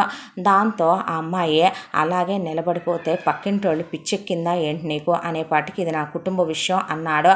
ఆ న్యూస్ పేపర్ తీసుకొని ఏంటిదే అనేసరికి ఆడవాళ్ళంతా కలిసి నీకెంత పొగరే, ఎంత కండకావరమే, ముచ్చల్లే ఉంటూ ఇంట్లో నోట్లో నుంచి మాట రాకుండా చదువులు చదువుతావా? చదువులు ఇప్పుడు అంతోటి చదువులు చదివి ఉద్యోగాలు చేసి ఊళ్ళేల్దామనా? మావయ్య నుంచి నీ మొగుడిని వేరు చేసి తీసుకెళ్దామనా? లేదంటే అసలు నా కొడుకుని వదిలేసి ఎవరినైనా డబ్బున్నోడిని చూసి చదువుకున్నోడిని చూసి తగులుకుందామనుకుంటున్నావేమే అని చుట్టూ అనేపాటికి అసలు నువ్వు డిగ్రీ ఎలా రాసావు? డిగ్రీ రాయాలంటే ముందు 10th అవ్వాలి కదా, ఇంటర్ అవ్వాలి కదా అన్నాడు రామేశ్వరరావు. నాన్న ఎందుకంత ఇష్యూ చేస్తున్నావు? తనేమైనా తప్పు చేసిందా? అయినా తమ్ముడు లేనప్పుడు తమ్ముడు భార్యతో నువ్వు ఇలా బిహేవ్ చేయటం కరెక్ట్ కాదు నాన్న, అది సంస్కారవంతుల లక్షణం కాదు. మీరు మూసుకోనరా. ఎందుకు నాన్న మూసుకోవటం? తనేం తప్పు చేసిందని? చదువుకుంది అంతేగా, ఈ పనికి మాలిని అందుకు కూడా పనికిరావు కదా నాన్న అన్నారు కొడుకులు. అనేపాటికి అల్లుళ్ళు కంగ్రాచులేషన్స్ అమ్మా, అయినా లక్ష్మీ కటాక్షం ఉన్న వాళ్ళకి సరస్వతి కటాక్షం ఉండదంట, సరస్వతి కటాక్షం ఉన్న వాళ్ళకి లక్ష్మీ కటాక్షం ఉండదని పెద్దోళ్ళు అంటారు. నువ్వు చదువుకున్నావుగా, ఇక ఆ లక్ష్మి కూడా నీతోనే వచ్చుద్దిలేమ్మా, మీరు బాగుంటారు అన్నారు అల్లుళ్ళో. ఒళ్ళు బలిసి తలతెక్కెక్కి కొట్టుకుంటున్నావా ఏంటే నువ్వు అన్నాడు రామేశ్వరరావు. నాన్న ఏంటా చండాల మాటలు? ఆ అమ్మాయి ఏంటి కోడలని మర్చిపోకు అంటే మామయ్య నోరు హద్దుల్లో ఉండాలి అన్నారు అల్లుళ్ళో. నోరు ముయ్యండ్రా మీ నలుగురు అని ఇక కోడల్ని కొట్టడానికని చెయ్యెత్తి జుట్టు పట్టుకున్నాడు రామేశ్వరరావు. దాంతో కరెక్ట్గా వింజని కొట్టబోయే టయానికి హర్ష అడ్డొచ్చి ఆ దెబ్బ హర్ష తిన్నాడు. తినేపాటికే ఏం జరిగింది ఇప్పుడు అన్నాడు హర్ష. ఏం జరగటం ఏంట్రా? ఇదెంత బరితిగించిందో తెలుసా నీకు? ఇదే పెళ్లికి ముందే నీకన్నా ఎక్కువ చదువుకున్న విషయం దాసి మన మోసం చేసి నిన్ను పెళ్లి చేసుకొని ఇంటికి కోడలైపోయి ఆ తర్వాత ఇది డిగ్రీలు చదివి రాసిందంట. రాస్తే అందులో తప్పేంటి? హర్ష తనకు ఆ విషయం తెలుసని అప్పటి వరకు ఇంట్లో వాళ్ళు అనుకోలేదు. హర్ష ఎప్పుడూ బయటపడనివ్వలేదు కాబట్టి అంటే నీకు తెలిసేంట్రా అనే అమ్మా నాన్నలంటే అర్థం కావట్లేదా నాన్న? తమ్ముడు ఏం చెప్తున్నాడో అర్థం కావట్లేదా మామయ్య? వాడేం చెప్తున్నాడో దీని కాళ్ళు చేతులు ఇరక్కొట్టి దీంతో పాటు వాడి కూడా ఇరగ్గొడితే ఉసై ఉసై ఉసై ఆడవాళ్ళు మాట్లాడే మాటలేనంటే మీరు మాట్లాడేది వాడేం తప్పు చేశాడని వాడిని కొట్టి వాడి పెళ్ళాన్ని కొట్టాలే. తప్పుడు మాటలు మాట్లాడకండే. మీరు దానికి కూడా పనికిరారు కదా. ఒక ఆడపిల్ల చదువుకుందంటే మన ఊరికే గర్వకారణం, అలాంటిది ఫస్ట్ క్లాస్లో పాస్ అయిందంటే మన ఇంటికే గర్వకారణం అనేసరికి కొడుకుల్ని దవళ్ళు పగలగొట్టి అల్లుళ్ళని నోరు ముయ్యమని ఇది నా కుటుంబ విషయం అంటాను, నోరు ముయ్యిపోతే మర్యాదగా ఉండదంటే మీకెందుకు? మా నాన్న మాట్లాడుతున్నప్పుడు మామయ్య చెప్పినట్టు విని మూసుకోండి అన్నారు కోడళ్ళు. అన్న తర్వాత వింది జుట్టు పట్టుకొని కొట్టడానికి చెయ్యెత్తాడు రామేశ్వరరావు. ఒక్క తోపు తోశాడు హర్ష రామేశ్వరరావునే. అమ్మ నువ్వు ఆడదానివేనా? తను నా భార్య, నా భార్య నా కళ్ళ ముందే నువ్వు కొట్టడం ఏంటి నాన్న? సంస్కారవంతుల లక్షణం అయితే మాటకు ముందు మాటకు వెనక చెప్తావు. అసలు దీనికి ఫీజు ఎలా కట్టావు? దీన్ని ఎలా చదివించావు? ఎవరి దగ్గరైనా తార్చావా ఏంట్రా దీన్నే? నాన్న అన్నాడు హర్ష. అనేసరికి ఇప్పుడు ఇది చదివిందే, రేపు ఇది చదివి ఏం చెయ్యాలి? ఉద్యోగం చెయ్యాలి. ఏం చెయ్యాలి? అవును ఇంకా చదవాలి, ఇంకా చదివి ఉద్యోగం చెయ్యాలి. ఉద్యోగం చేసిన తర్వాత నేను నా పెళ్ళాం బాగుపడాలి. ఇలాగే ఈ 5 ఎకరాల పొలంలోనే మట్టి పిసుక్కుంటూ ఉన్న రోజున పంచపక్ష ప్రమాణాలు, లేని రోజున గంజినీళ్లు తాగలేక అవమానాలు తీసుకోలేక అడుక్కు తినలేక చదివిచ్చాను. తప్పేంటి, నా బతికెట్టు నాశనం చేసావు. తనేమైనా తప్పు చేసిందా, రంకు చేసిందా, బొంకు చేసిందా? ఏం చేసిందే? లేకపోతే నీ కోడళ్ళలాగా, నీ కూతుళ్ళలాగా, నీ పెళ్ళంలాగా ఎదురింటి అప్పలమ్మ సోది, వెనకింటి పుల్లమ్మ సోది ఏ రోజన్నా చెప్తూ కూర్చుందా? కనపడకుండా అమ్మా నువ్వు ఆడదానివే, నీకు 2 కూతుళ్ళున్నారు, నీ మేనకోడళ్ళని కోడళ్ళని చేసుకున్నావని వాళ్ళకి నువ్వు పనులు చెప్పవు, ఒక్క మాట అనవు. అక్కల్నే బావల్ని ఒప్పించి ఇళ్ళరికాలు బెదిరించి తీసుకొచ్చి ఇళ్లల్లో కూర్చోబెట్టుకొని అక్కలకు పని చెప్పు. నేను పొలం వెళితే నువ్వు కనపడకుండా వింజని రోజు కొడుతూనే ఉంటావు, రోజు మొట్టికాయలు వేస్తూనే ఉంటావు, రోజు కట్నాలు తీసుకురాలేదని దెప్పుతూనే ఉంటావు. కనపడకుండా వింజని నువ్వు కావాలని కాలే అట్లకాడ కాలు మీద పడేయటం, ఏమీ ఎరగనట్టు చేతిలో కాలే గంజి ఉంటే దాని చేతి మీద పడేలాగా చేయటం, నువ్వు దాన్ని ఏదో ఒక మాటలంటాం, దాంతో కావాలనే ఇంటిళ్ళ పాది ఇంతమంది బట్టలు, దాని వయసు ఎంతమ్మా, దాంతో బట్టలు ఉతికించటం, దాంట్లో అంట్లు దోమించటం, మీరు టీవీలు చూడటం, సీరియల్స్ చూడటం, వంట పనంతా కట్టెల పొయ్యిల మీద దాంతో చేయించటం, ఆ పొగ ఊది అది ఎలా తయారైందో తెలుసా అంటే అది తలగడ మంత్రాలేస్తే తల్లినే అడుగుతావా నువ్వు? ఆడపుటక పుట్టాక ఆడజన్మెత్తాక ఎవరికి తప్పుద్దరా? ఒకప్పుడు నేను చేయకుండానే మీరు పెరిగారా? రేపు మరి నీ కూతుళ్ళు చేయరమ్మా, నీ కూతుళ్ళు ఎందుకు చేయరు? నీ కూతుళ్ళ పిల్లల ముడ్లు ముత్తులు నా పెళ్ళాం ఎందుకు కడగాలి? మరి నీ కోడళ్ళు చేయరమ్మా, నీ కోడళ్ళు ఏమన్నా లెజెండ్లా? నీ కోడళ్ళు ఏమైనా ఉద్యోగాలు చేసి ఊళ్ళో వెళ్తున్నారా? వాళ్ళు ఇంటికి కోడళ్ళేగా, దానికన్నా ముందే వచ్చారుగా, ఎందుకు చేయరు? మరి వాళ్ళ ముగుళ్ళకు కూడా వాళ్ళు ఎందుకు అన్నాలు పెట్టుకోరు? విందే బావలకు అన్నం పెట్టాలి, విందే నాన్నకు అన్నం పెట్టాలి, విందే అన్నయ్యలకు అన్నం పెట్టాలి, విందే కంచాలు కడగాలి, విందే ఇల్లు గుమ్మాలు ఉడుసుకు రావాలి, విందే కళ్ళాపు కొట్టి ముగ్గులు పెట్టాలి, విందే అన్ని పనులు చెయ్యాలి.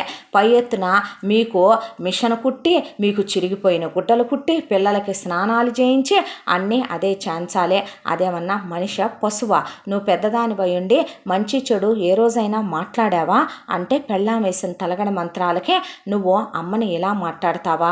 ఏమే పాపిష్టిదానా, నా కొడుక్కి నా మీద నూరిపోస్తావంటే నువ్వు నాశనం అయిపోను, నువ్వెనడు గొడ్రాలు అవుతావో, నువ్వెనడు నీ తాళి తెగ, నువ్వెనడు ముండమోస్తావో.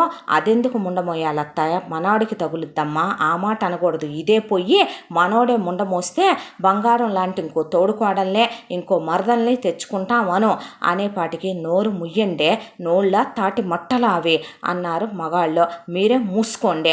చూసావా మామయ్య ఎలా అంటున్నారో నీ కొడుకులు, చూసావా నాన్న మీ అల్లుళ్ళకి ఎంత ఒళ్ళు బలిసిందో అనేపాటికే నువ్వు ఇప్పుడేమంటావురా అన్నాడు రామేశ్వరరావు. ఏమనేదేంటి, తను చదువుకుంటుంది, చదువుకోవాలి, నేను చదివించుకుంటాను తన్నే అనేసరికి అయితే ఇంట్లో నుంచి బయటకు పోరా బజారు కుక్క అన్నాడు రామేశ్వరరావు. అనేసరికి మామయ్య ఏం మాటలవి నాన్న, నోరు హద్దుల్లో పెట్టుకో అన్నారు కొడుకులు. నువ్వు నిజంగా ఒక అమ్మకి అబ్బకి పుట్టినవాడివైతే, మీ అమ్మ నిన్ను నాతోనే కనుంటే, నువ్వు నిజంగా నీకు మూతి మీద మొలిచింది మీసమే అయితే, నీ పెళ్ళాంతో ఎవడెవడో కాకుండా నువ్వే కాపురం చేస్తుంటే దాని ఒంటి మీద చెయ్యేసి నా ఇంట్లో నుంచి నువ్వు బయటికి నడవాలి ఈ నిమిషం పాటు. నువ్వు నీ పెళ్ళాన్ని చదివించుకుంటావో, 100 మంది దగ్గర పడకలు మార్చి తార్చుకొని సంపాదించుకుంటారో, నా ఇంట్లో నా మాట కాదనే వాళ్ళు ఉండటానికి వీల్లేదు. ఇది ఈ రోజున చదువుకని బరితెగిచ్చింది, రేపొద్దున నువ్వు కూలెదవ్వే, నీతో నేనెందుకు కాపురం చేయాలి, నాకన్నా తక్కువ చదువుకున్నప్పుడని గంటకొకడిని రోజుకొకడిని పిలిచి వాళ్ళతో చెడు తిరుగుళ్ళన్నీ తిరిగొచ్చుద్దే. పుట్టే పిల్లలకి ఎవడ పోలికలు వచ్చినాయో చూసుకోరా అనేసరికి హర్ష తండ్రి మీదకు వెళ్ళిపోయాడు. వింద హర్షను పట్టుకొని వెనక్కి లాగే, ఏం మాటలు మాట్లాడారు మామయ్య, తండ్రి లాంటి వాళ్ళు అనుకున్నాను మిమ్మల్నే, మామయ్య అని అంటుంటే చూస్తూ ఊరుకుంటావేంటత్తయ్య, అసలు ఇదంతా వచ్చింది నీ వల్ల కాదటే, నువ్వు నాశనం అయిపోను, నువ్వు ఊడ్సుకుపోను, నంగనాచి తుంగబుర్రమ్మ వచ్చి పత్తిత్తు కబుర్లు చెప్తుంది అన్నారు ఆడపడుచులు తోడుకోడల్లో. అన్న తర్వాత నేనేం తప్పు చేశానో, చదువుకోవటం తప్ప అంటే వాళ్ళ మాటలు నువ్వు పట్టించుకోకమ్మా అన్నారు మిగతా 4 మగాళ్ళు. తప్పున్నారా, ఎవరిని అడిగి చదివావే నువ్వు? ఏం చేయమంటారు మామయ్య, మరే ఉన్నంతలో పడి అడుక్కు తినమంటారా అంటే వీళ్ళందరూ అడుక్కు తింటున్నారా? అబ్బే లేదులే నాన్న, రోజు నవకాయ పిండి బట్టలతో భోజనాలు పెడుతున్నావుగా మామయ్య నువ్వు మాకు అంటే, ఒకప్పుడు నా మొగుడి కళ ఆయన చదువుకోవాలనే, ఆయన జీవితాలని నీ ఉక్కుపాదాల కింద తొక్కేసి ఆ 5 ఎకరాల పొలాన్ని ఎంతమంది వ్యవసాయం చేస్తారు మామయ్య, తీసుకెళ్ళి ఆయన జీవితాన్ని నాశనం చేసేసావు. ఏం తప్పు చేశాడని నా మొగుడిని మీ అందరూ ఇలా నిలబెట్టి అన్ని మాటలు మాటలు అంటానికి ఆయన ఏం చేశాడని అంటారో? నాకున్న 5 ఎకరాల పొలంలో ఈ రోజుతో నా చిన్న కొడుకు చచ్చాడు. ఏమే, నీకు తలకొరివి పెట్టడానికి కూడా నీ ఆఖరి కొడుకు లేడు. అక్కర్లేదులే, విజయగాడు చేస్తాడు నాకు అన్న తరువాత మరే అమ్మ కోసం ఒకళ్ళని అబ్బ కోసం ఒకళ్ళని కన్నారురా మిమ్మల్ని అన్నారు అల్లుళ్ళు. మీరు మూస్తారా అన్నారు కూతుళ్ళు. అన్న తరువాత ఇంట్లో నుంచి మర్యాదగా నీ పెళ్ళాన్ని తీసుకొని బయటికి నడు. లేదు అమ్మా నాన్నల మాట వినేటట్టయితే దీని అమ్మా బాబుల్ని పిలిపించి ఊళ్ళో పంచాయతీ పెట్టిస్తా, దీన్ని గెంటేసి దీని మెడలో తాళ్ళు తెంచి దీనికి మనకు సంబంధం లేదని కాగితాలు రాసుకుందాం, నీకు ఇంకో సంబంధం చూస్తా, నెల రోజులు తిరగకుండా పెళ్లి చేసుకో అన్నాడు రామేశ్వరరావు. అది నేను బ్రతికుండంగా జరగని పని. అయితే పొలంలో చిల్లి గవ్వను కూడా ఇవ్వను నేను. నీ చిల్లులు నీ గవ్వలు నీ దగ్గరే ఉంచుకో, నాకేం అక్కర్లేదు. మీకు నేను లేనప్పుడు నాకు మీరు లేరనుకోవటం పెద్ద ఇదేం కాదు. అదేంట్రా ఒళ్ళు బలిసిందా నాన్నకి ఎదురు చెప్తున్నావు? బావలు ఇందాక నుంచి చేతగాని వాళ్ళలా ఊరుకున్నారేమో, చెప్పు తీసుకొని కొడతా, అక్కలను కూడా చూసుకోను. ఒళ్ళు కొవ్వెక్కిందా ఏంట్రా అన్నారు వదినలో. అమ్మ తర్వాత అమ్మలాంటి వాళ్ళు వదినలు అంటారని వదిలేసి ఊరుకుంటున్నాను వదిన. అన్నయ్యలు ఎదురుగా ఉండే మిమ్మల్ని నేను తంతే బాగోదనే.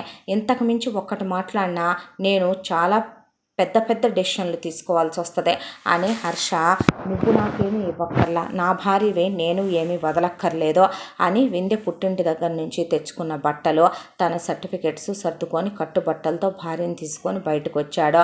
ముందు హర్ష దగ్గర అంతకుముందు లారీలకు పనిచేసిన డబ్బుల్లో ఒక 5,000 ఉంటే పల్లెటూరే కాబట్టి ఒక 1,000 రూపాయల్లో ఇల్లు అద్దెకి తీసుకున్నాడు. తీసుకొని వింఛను పెట్టుకొని కావలసిన వంట సామాను అయ్యి తెచ్చుకొని ఇక స్నేహితుడితో నేను లారీకి వస్తానురా అని చెప్తే అలాగే రా అని చెప్పాడు స్నేహితుడు.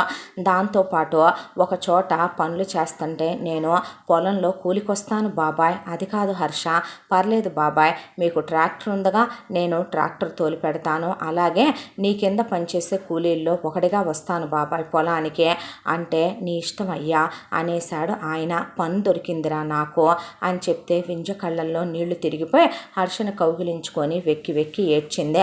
తమ్ముడు మరదలు ఎక్కడికి వెళ్ళారో అని, బావుమరిది ఎక్కడికి వెళ్ళాడో పెళ్ళాన్ని తీసుకోనని పాపం ఊడి మీద పడి రాత్రిపూట వెతుక్కున్నారు విష్ణు, రమేష్, కుమారు, విజయ్. జాగ్రత్తగా ఉండండిరా అంటే వాళ్ళ వెనకాలే రావటం చూసి రామేశ్వరరావుని, ఏంట్రా మీరిక్కడ? ఏమీ లేదు. ఒరేయ్, నన్ను కాదన్న వాళ్ళ ఇంటికి మీరు వెళ్ళినా, వాళ్ళతో మీరు మాట్లాడినా మీ పెళ్ళాల మీద నాకు నమ్మకం ఉంది, నా పెళ్ళాం మీద నాకు నమ్మకం ఉంది, మీరు కూడా ఇంట్లో నుంచి బయటకు పోవాల్సి వస్తుంది. నిజంగా నాన్న అంటే అలా ఏమీ పంపను మిమ్మల్ని. ఎలా పంపుతానో తెలుసా? మిమ్మల్ని గుండు గీకిచ్చి గాడిద మీద ఊరేగిచ్చే నా కొడుకులు సచ్చారని గెంటేస్తాను అనుకుంటున్నారా? లేదురా, మీకు ఇంత విషం పెట్టి మీ శవాలను పంపుతా బయటికి అన్నాడు రామేశ్వరరావు. ఇప్పుడు వాళ్ళు మన పగస్తులతో మీరు మాట్లాడటానికి వీలు లేదు అన్న తరువాత వీళ్ళు జాగ్రత్త అని చెప్పి చెయ్యి ఊపి పాపం ఇంటికి వచ్చేశారు. ఆ రోజు నుంచే వింధ్యనే 2 సంవత్సరాలు పీజీ చదవాలి నువ్వు అని హర్ష కష్టపడటం మొదలుపెట్టాడు. వింజకి కళ్ళల్లో నీళ్లు తిరిగిపోవటం మొదలైంది. దాంతో ఒకవైపున పొద్దున కూలి పనికెళ్ళి రాత్రి లారీలు పనికెళ్ళి వింధ్యని ఇంట్లో వంట కూడా చేయనిచ్చేవాడు కాదు. నవ్వుతూ తనే బట్టలు ఉతికేసే, నవ్వుతూ తనే ఇల్లుడ్చి తడిగుడ్డ పెట్టేసే, నువ్వేమీ చేయొద్దు చదువుకో, నువ్వేమీ చేయొద్దు చదువుకో, నువ్వేమీ చేయొద్దు చదువుకో అని చెప్పేవాడు పెళ్ళానికి. నిద్రపో, కళ్ళ కింద చూడు డార్క్ సర్కిల్స్ వస్తున్నాయి అని. హర్ష ఎలా అయిపోయాడంటే మనిషి రోబోట్ లాగా అయిపోయాడు. కష్టం. ఏమంట నీ పేరు హర్ష అని పెట్టారో కానీ కోపమే రాదా అయ్యా నీకు? దేవుడివే నువ్వు అని ఎప్పుడు నవ్వుతూనే ఉంటావా అనేది వింజనే ఇంకా పడుకోబెట్టి కాళ్ళు ఒత్తటం, కళ్ళు అలిసిపోయినాయి అని కళ్ళ మీద ఐస్ ప్యాడ్లు పెట్టడం, చేతులు ఒత్తటం, పద్దాకా సంసారాలు చేస్తే అలిసిపోతుందేమోనని చెప్పి దాన్ని కూడా పద్దాకా ఆ సంసారం కూడా వద్దని వీలైనంత ఎక్కువ దూరంగా ఉండేవాడు. వింజే మొగుడిని దగ్గరికి తీసుకొని మొగుడికి దగ్గర అవుతూ ఉండేదే. ఇలా 2 సంవత్సరాల కాలం గడిచిపోయి వింధ్యది పీజీ కూడా కంప్లీట్ అయిపోయింది. ఆ తర్వాత వింధ్య గవర్నమెంట్ పోస్టుకి రాయనా అని అడిగితే లేదు, సివిల్స్ ప్రిపేర్ అవుదు కానీ అని కోచింగ్ సెంటర్లో జాయిన్ చేశాడు టౌన్లో. రోజు తనే దింపి తనే తెచ్చుకునేవాడు. కోచింగ్ కంప్లీట్ అయింది. వింధ్య రాసిందే. తను హర్ష అప్పటి వరకు న్యూస్ పేపర్లన్నీ తెచ్చి ఇన్స్పైర్డ్ స్టోరీలు చాలా చదివి విందెని ఐఏఎస్ చేయాలనుకున్నాడు. అయితే విందెకి రైల్వే దాంట్లో వచ్చిందే. వద్దు, ఎన్ని అటెంప్ట్స్ అయినా పర్వాలేదు, నువ్వు రాసి ఎలాగైనా సరే మనం అనుకున్నది వచ్చి తీరాల్సిందే అన్నాక ఒకటో అటెంప్ట్ పోయింది, రెండో అటెంప్ట్ పోయింది, మూడో అటెంప్ట్లో వింధ్య సెలెక్ట్ అయింది. ఆ తర్వాత వింధ్యనే ఇక వాళ్ళు ట్రైనింగ్ కోసం రమ్మనమన్నారు. ట్రైనింగ్కు సంవత్సరం నుంచి 2 ఏళ్ళు వాళ్ళ టాలెంట్ మీద ఆధారపడి ఉంటుంది అని చెప్పారు. దాంతో వింధ్యని తీసుకెళ్ళి తనే వెంట పెట్టుకొని అక్కడ దింపి కావలసినవన్నీ కొనిస్తే వింధ్య వెక్కి వెక్కి ఏడ్చింది. పిచ్చిదానా, ఈ దూరం మన ఇంకా దగ్గర చేయటానికే అని ఎందుకు అనుకోవో, ఉత్తరాలు రాస్తానుగా, ఫోన్లు చేస్తానుగా, బాధపడకో అని చెప్పి భార్యని దింపి వెనక్కొచ్చాడు. వెనక్కొస్తే వాడికి ఎంత కండకావరమో చూశారా. వయసులో ఉన్న మగాడు అలా వయసులో ఉన్న ఆడదాన్ని తీసుకెళ్ళి వేరే మగాళ్ళు ఉండే దగ్గర వదిలిపెడితే అది వాళ్ళతో కాలు జారదో అంది సుగుణ. అమ్మ, నువ్వు ఆడజన్మే ఎత్తావా అన్నారు కొడుకులు. అన్నాక రామేశ్వరరావు, వచ్చేటప్పుడు ఉద్యోగంతో కాదులే, ఒకళ్ళని సంకనెత్తుకొని ఎవడో ఒకడితో కడుపు చేయించుకొని దిగుద్దులే రైలు అన్నాడు రామేశ్వరరావు. నాన్న, మనిషివా పశువా నువ్వు? వాడా కూలి పనికి వెళ్ళటం చూసావా? వాడు చిచ్చి అలా లారీల మీద వెళ్ళటం చూసావా అన్నారు. ఇక రామేశ్వరరావు కూతుళ్ళు కోడళ్ళు, మీ బతుకులు చెడ, మమ్మల్ని దానికి కూడా వెళ్ళనివ్వడు కదే ఈ మహానుభావుడు అని మనసులో అనుకుంటే, అలా కూలికెళ్ళి కూలేదవలాగా ఒకళ్ళ కింద పడి బతకూడదని నేను వీళ్ళని అందుకే వెళ్ళనివ్వను బయటకంటే, నిజమేలే నాన్న, మేము 5 ఎకరాల పొలంలో వ్యవసాయం చేసి ఒక 5-6 వేల కోట్లు సంపాదిస్తున్నాం కదా, వాడే నయ్యం మాకన్నా ఆత్మాభిమానంతో శుభ్రంగా మేమేం సంపాదిస్తున్నాం, 4 రాళ్ళు వెనకేసుకుంటున్నాడు వాడు అనుకున్నారు మనసులో. మరదలు ఇలా పాస్ అయిందని, సెలెక్ట్ అయిందని తెలిసి దొంగచాటుగా రామేశ్వరరావుని చూడకుండా ఆల్ ద బెస్ట్ చెప్పి జాగ్రత్త అని చెప్పి మరీ వచ్చారు. ఇక హర్ష అదే ఊళ్ళో ఉంటున్నా కోడలు లేదని తెలిసి కూడా సుగుణ ఏ రోజు కొడుకు ఎదురుపడ్డా పలకరించేది కాదో, తమ్ముళ్ళని అక్కలు కానీ వదినలు మరిదిని కానీ పలకరించేవాళ్ళు కాదో, ఇంత వండుకున్న దాంట్లో నుంచే ఏది పంపేది కాదో. హర్షే తన వంట తను చేసుకుంటూ ఇక ఎప్పుడు చూసినా ఆ లారీల మీద లేదంటే కనుక ఆ కూలికి వెళ్తూ ఫుల్ టైం పని చేసుకుంటూ ఉన్న తర్వాత వింధ్య ట్రైనింగ్ కంప్లీట్ అయింది. కంప్లీట్ అయిన తర్వాత వింధ్య వస్తున్నాను అని చెప్తే పరుగున రైల్వే స్టేషన్కి వెళ్ళాడు. వింధ్య రైలు దిగగానే హర్షను కౌగిలించుకొని ముద్దులు పెట్టుకొని వెక్కి వెక్కి ఏడ్చేసింది. ఏంటి పిచ్చిదానా అంటే, నువ్వే లేకపోతే నేను ఎంత సాధించేదాన్నా, వింధ్య గురించి పేపర్లో కూడా పడిందే, దాంతో నాకు చాలా సంతోషంగా ఉందిరా.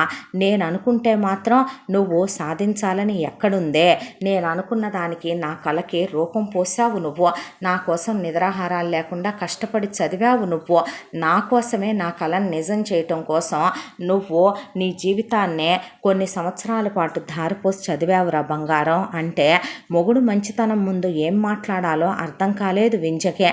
దాంతో అది పల్లెటూరు కాబట్టి రైల్వే స్టేషన్లో వాళ్ళందరూ నవ్వుకుంటూ నుంచొని చూస్తుంటే హర్ష వింధ్యనే ఇంటికి వెళ్దామా అనే ముద్దు పెట్టుకొని, అన్నీ నీకు ఇష్టమైనయే చేశాను ఈరోజు అని చెప్పి తీసుకెళ్తే, మరదలు ఇలా వస్తుందని తెలిసి రైల్వే స్టేషన్ దగ్గరికి చెల్లెలు వస్తుందని విష్ణు, రమేష్, కుమారు, విజయ్ వచ్చి ఆల్ ద బెస్ట్ అమ్మా అని చెప్పి, మీరు 100 ఏళ్ళు చల్లగా ఉండాలి, మన ఊరికే గర్వకారణం, నువ్వు కలెక్టర్ అయిపోయినట్టేనా అని అడిగితే, లేదన్నయ్య, ఫస్టే కలెక్టర్ పోస్టింగ్ ఇవ్వలేదు నాకు, మినిస్టర్కి పిఏగా వేశారు, తర్వాత కొంతకాలానికి నాకు సీనియారిటీ వచ్చిన తర్వాత అప్పుడు నేను కలెక్టర్ని అవుతాను, అయినా దానికన్నా దీని మీదే ఆదాయం ఎక్కువ వస్తుంది అన్నయ్య, ఇది కూడా చెయ్యాలి అన్న తర్వాత, అవునా నువ్వు కలెక్టర్ అయిపోలే అన్నాడు హర్ష.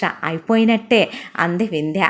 అన్న తర్వాత సరే అని, మీరు జాగ్రత్తమ్మా అని వాళ్ళు వెళ్ళిపోయి, తమ్ముడు జాగ్రత్తరా, ఒరే బామ్మర్ది జాగ్రత్తమ్మా అని చెప్పేసి వెళ్ళిపోయిన తర్వాత హర్ష వింధ్యని ఇంటికి తీసుకొచ్చి వింధ్య కోసం తను కొన్న తెల్ల చీర, మల్లెపూలు పడక గదిలో రెడీగా పెట్టుకొని, చాలా రోజులైపోయింది బంగారం, సంతోషంగా ఉండి మనిద్దరం అని ఇద్దరు ఆ రాత్రి పున్నమి వాళ్ళిద్దరి మధ్య సంతోషాల్లో కరిగిపోయింది. ఇక భార్యకి ఆ తర్వాత పట్టీలు తీసుకొచ్చి కాళ్ళకి పెట్టాడు. నీకోసం ఈ పట్టు చీర కొన్నాను, కట్టుకో, గుడికి వెళ్ళొద్దాం అని. భార్య కోసమని ఇన్నాళ్ళు కష్టపడి తను చేయించిన గొలుసుకి మంగళసూత్రాలు వేయించి, ఆ మంగళసూత్రం మెళ్ళో వేసి నల్లబూసలేసి చేతికి చేతికి బ్రేస్లెట్ వేసి కలెక్టర్ గారి కోసం వాచ్ కొన్నానని మెళ్ళో నెక్లెస్ పెట్టాడు. భర్తని కౌగిలించుకుందే, కాళ్ళకి చెప్పులు తొడిగి పెళ్ళాన్ని వెంట తీసుకొని ఇక గుడి దగ్గరికి వెళ్తే అందరూ వింజ పేపర్లో పట్టం చూసి ఎక్కడ లేని మర్యాద ఇస్తూ బాగున్నావమ్మా, బాగున్నావా అని పలకరిస్తుంటే రామేశ్వరరావు సుగుణ ఫ్యామిలీ గుడికి వస్తే పలకరిస్తాడేమోనని అల్లుళ్ళు కొడుకు అనుకుంటే కూతుళ్ళు కోడళ్ళు మొహం తిప్పేసుకున్నారు. అబ్బో ఇదేంటెక్కువ అనుకుంది సుగుణ. ఇక రామేశ్వరరావు ఎవడ గొప్ప చదువుకుంటే అని అక్కడే ఉన్నది కాలుతో కోడళ్ళ తంతానికి బదులు రాయిని ఒక తన్ను తన్ని వెళ్ళాడు. ఫూ అనుకొని వెళ్ళారు ఆడోళ్ళు.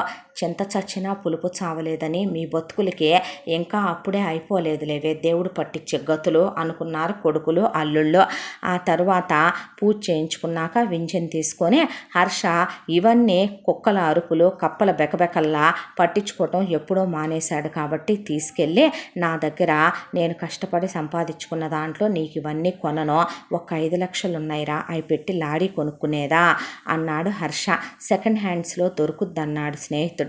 ఇంకా ఈ పనే చేస్తావా నువ్వు అంది వింధ్య. మరేం చేయను, చదువుకోవాలన్నావు, చదువు అంటే ఇష్టమన్నావు, చదువుకో. ఇప్పుడు ఇంకా నువ్వు సంపాదించాల్సిన అవసరం లేదు, నేనున్నానుగా, నాకు జీతం వచ్చుద్దుగా. ఇప్పుడు మనకి రూపాయి గురించిన చింత లేదు. ఎంతకాలం నా కోసం నువ్వు కష్టపడ్డావు, నీ కోసం నేను కష్టపడుతున్నాను అని చెప్పను, కానీ కలిసి నడుద్దామని మాత్రం చెప్తున్నాను. ఇప్పుడు నీ కల నెరవేరాలి. ఓ చదువుకుందో కానీ పద వెళదామని ఇంకక్కడి నుంచి వింధ్యకి పోస్టింగ్ వచ్చిన ఊరికి అన్నలకి బావలకి మాత్రం చెప్పాడు హర్ష. జాగ్రత్తగా ఉండండి అని చెప్పారు. అక్కడి నుంచి ఇక వింధ్యకి క్వార్టర్స్ ఇచ్చారు. అక్కడికి వెళ్ళిపోయి కాపురం పెట్టుకున్నాక హర్ష చదవటం మొదలుపెట్టాడు. అయితే వింధ్య మినిస్టర్ కింద కాబట్టి పనిచేసేది నచ్చినా నచ్చకపోయినా మినిస్టర్ చేసేది కరెక్ట్ అనాల్సిందే, లంచాల్లో భాగాలు తీసుకోవాల్సిందే, తీసుకోకపోయినా ప్రమాదమే కాబట్టి వింధ్య ఎవరితో తగాదాలు గొడవలు పెట్టుకోదు కాబట్టి ఇచ్చినంత తీసుకొని సైలెంట్గా ఊరుకునేది వింధ్య కూడా. ఆ తర్వాత హర్ష ఒట్టిగా చదువుకొని నేనేం చేయగలనురా, ఏం తోస్తుంది నాకు అనే, అయితే ఏదో ఒకటి పెట్టుకుందో కానీ ఆగమనమని హర్ష చేత ముందు మినిస్టర్ని పట్టుకొని రికమెండ్ చేయించి ఒక ప్లేస్ తీసుకొని ట్రాన్స్పోర్ట్ ఆఫీస్ పెట్టించింది మొగుడుతో. ఒకవైపున ట్రాన్స్పోర్ట్ చూసుకుంటూ ఇంకోవైపున హర్ష చదువుకోవటం మొదలుపెట్టాడు. అయితే వింధ్య వాళ్ళని ఇంట్లో నుంచి బయటికి గెంటేసిన తర్వాత 2 సంవత్సరాల పాటు రామేశ్వరరావుకి నష్టాల మీద నష్టాలు వచ్చే పంటలు పండలేదు. ఆ తరువాత ఇంకా ఏం పెట్టి బతుకుతాం, ఏం తింటాం అనే దాంతో కొడుకుల్ని అల్లుళ్ళని ఎటు ఉద్యోగాలకు వెళ్ళనివ్వడు కాబట్టి, వాళ్ళని బాగుపడినివ్వడు కాబట్టి ఆ పొలం తనఖా పెట్టి ఆ ఊళ్ళో ఉన్న ఒకటి దగ్గర అప్పులు తీసుకొచ్చి ఈ 2 సంవత్సరాల కాలం గడుపుకుంటా వచ్చాడు. చెప్పి విసిగిపోయిన అల్లుళ్ళు కొడుకులు వాడే చూసుకుంటాడు మనకెందుకు అన్నట్టుగా మెదలకుండా వదిలేసి ఊరుకున్నారు ఈ 4 సంవత్సరాల కాలంగా. అయితే ఇప్పుడు హర్ష వింధ్య వెళ్ళిపోయి కాపురం పెట్టుకున్న తర్వాత అప్పులవాడు ఒకరోజు వచ్చే రామేశ్వరరావుని పొలం జప్తు చేస్తున్నాము అని చెప్తే రామేశ్వరరావు అడ్డం తిరిగే బూతులు తిట్టాడు వాళ్ళనే. దాంతో వాళ్ళేమైనా ఊరుకుంటారా, పడేసి రామేశ్వరరావునే పెద్దోడని కూడా చూసుకోకుండా కుక్కను కొట్టినట్టు కొట్టి ఎదురు అత్త అలాగే ఒకవైపు నుంచే ఇక లక్ష్మి, వాణి, సుజాత, కళ్యాణి కూడా వాళ్ళ మీదకి వెళ్ళేపాటికి వాళ్ళ ఆడోళ్ళు వచ్చారు. వాళ్ళు బాడీ బిల్డర్ లాగుండి సుగుణ్ణి జుట్టు పట్టుకొని పడేసి బాది పారేసి మగాళ్ళు రామేశ్వరరావు చేతులు కాళ్ళు ఇరిసి చితకబాది లక్ష్మి, వాణి, సుజాత కళ్ళల్లో కారం కొట్టి బురదలో వేసి తొక్కేసి పిల్లల ముందు ఊళ్ళో వాళ్ళ ముందే ఎంత పరువు తక్కువ, ఎంత చండాలో, ఎంత సంస్కారం లేకుండా వాళ్ళతో కొట్టించుకోవటం, ఎంత అవమానాలు ఇవన్నీ చిచ్చి అనిపించింది కొడుకులకి అల్లుళ్ళకి. దాంతో పెట్రా సంతకం అని చెయ్యి విరిసి వాళ్ళు మొత్తానికి పొలం వాళ్ళకి రాస్తున్నట్టుగా రామేశ్వరరావుతో, సుగుణతో, అలాగే లక్ష్మి, వాణితో, ఒకవైపున కోడళ్లతో, ఇంకోవైపున అల్లుళ్ళతో, కొడుకులతో కూడా సంతకాలు పెట్టించుకుంటే మాకెందుకని ఇప్పుడు పరువులు ఆల్రెడీ పోయింది, ఇంకా తన్నులు కూడా ఎక్కడ తింటామని మేమే పెడతామని పెట్టేశారు అల్లుళ్ళు కొడుకులు సంతకం. ఆ తర్వాత చింత చచ్చినా పులుపు చావలేదని రామేశ్వరరావు బెట్టుసరి మాత్రం ఏం తగ్గలా. మేము డిగ్రీలు చదువుకున్నాగా మామయ్య, ఉద్యోగానికి వెళ్ళామా, పోనీ మేము 10th దాకా చదువుకున్నాగా నాన్న, ఏదన్నా పని చూసుకునేవా అంటే నేను బతుకుండగా మీరు అలాంటి వాటికి వెళ్ళటానికి వీల్లేదు. అయితే 4 బొచ్చెలు తీసుకొని నీ కూతుళ్ళిద్దరికి కోడళ్ళిద్దరికి ఇచ్చి నీ పెళ్ళాం నువ్వు కూడా వెళ్ళి కూర్చొని అడుక్కొచ్చి పిల్లలకి పెట్టి మీరు తినండి అనేసి మెదలకుండా కూర్చున్నారు వాళ్ళు కూడా. అయితే ఇక ఒకవైపున రూపాయి లేదు, ఉన్న డబ్బులన్నీ కడిగిపోవటం మొదలైపోయినాయి. ఇల్లు కూడా తనఖా పెట్టేశారు. ఆ తనఖా పెట్టి తెచ్చిన డబ్బులు కూడా వాడేయటం అయిపోయిందే. ఇంట్లో ఉన్న సామాన్లన్నీ అమ్ముకొని తినటం అయిపోయిందే. పిల్లలు ఆకలికి నకనకలాడిపోతున్నారు. ఇక ఉన్న బియ్యాన్ని కూసిన చొప్పున గంజి కాసుకొని తాగుతున్నారు. ఊళ్ళో ఎక్కడా రూపాయి అప్పు పుట్టట్లేదు. ఒకవైపున ఇల్లు తనఖా పెట్టుకున్నాడు, వడ్డీ కట్టండి లేకపోతే ఇంట్లోంచి బయటికి నడవండి అని రోజు వచ్చి నానా మాటలు హానెళ్తున్నాడు. కొడుకులకి అల్లుళ్ళకి తలకాయ పగిలిపోతుందే. ఒకవైపున అల్లుళ్ళ అమ్మ నాన్నలు వచ్చి ఇప్పుడైనా మన ఇంటికి పదండి అమ్మాయి అంటే మేము రావన్నారు. కొడుకుల్ని పనులు చేయనివ్వండి అమ్మాయి అంటే అక్కర్లేదన్నారు. కోడళ్ళ పుట్టింటి దగ్గర నుంచే సుగుణ పుట్టింటోళ్ళు రామేశ్వరరావు చెల్లెలోళ్ళు వచ్చి మా ఇంటికి రాబాకండని ఒక 200 చేతిలో పెట్టి కూతుళ్ళకి ఎక్కడ వాళ్ళింటి మీద పడతారోనని చెప్పి వెళ్ళిపోయారు. పిల్లలు ఆకలికి అల్లాడిపోతున్నారు. ఒకవైపున పేగులు తెగిపోతున్నా వీళ్ళకి సిగ్గురాదనే బాధతో ఏం మాట్లాడకుండా విష్ణు వాళ్ళు అలాగే ఉండిపోయారు. అయి కాక రామేశ్వరరావు ఇంకొక 5 లక్షలు అప్పు చేశాడనే విషయం రీసెంట్గా తెలిసింది వీళ్ళకే. దేనికి చేశావు అని అడిగారు అల్లుళ్ళు కొడుకులు. దేనికి చేసేదేముంది, అదే దేనికి చేశావు ఏంటి నిలదీసి అడుగుతారు మావయ్యనే అన్నారు కోడళ్ళు. నిలదీస్తారేంటి మా నాన్ననే అన్నారు కూతుళ్ళు. మీ నాన్నకి ఎదురు చెప్తారా అంది సుగుణ.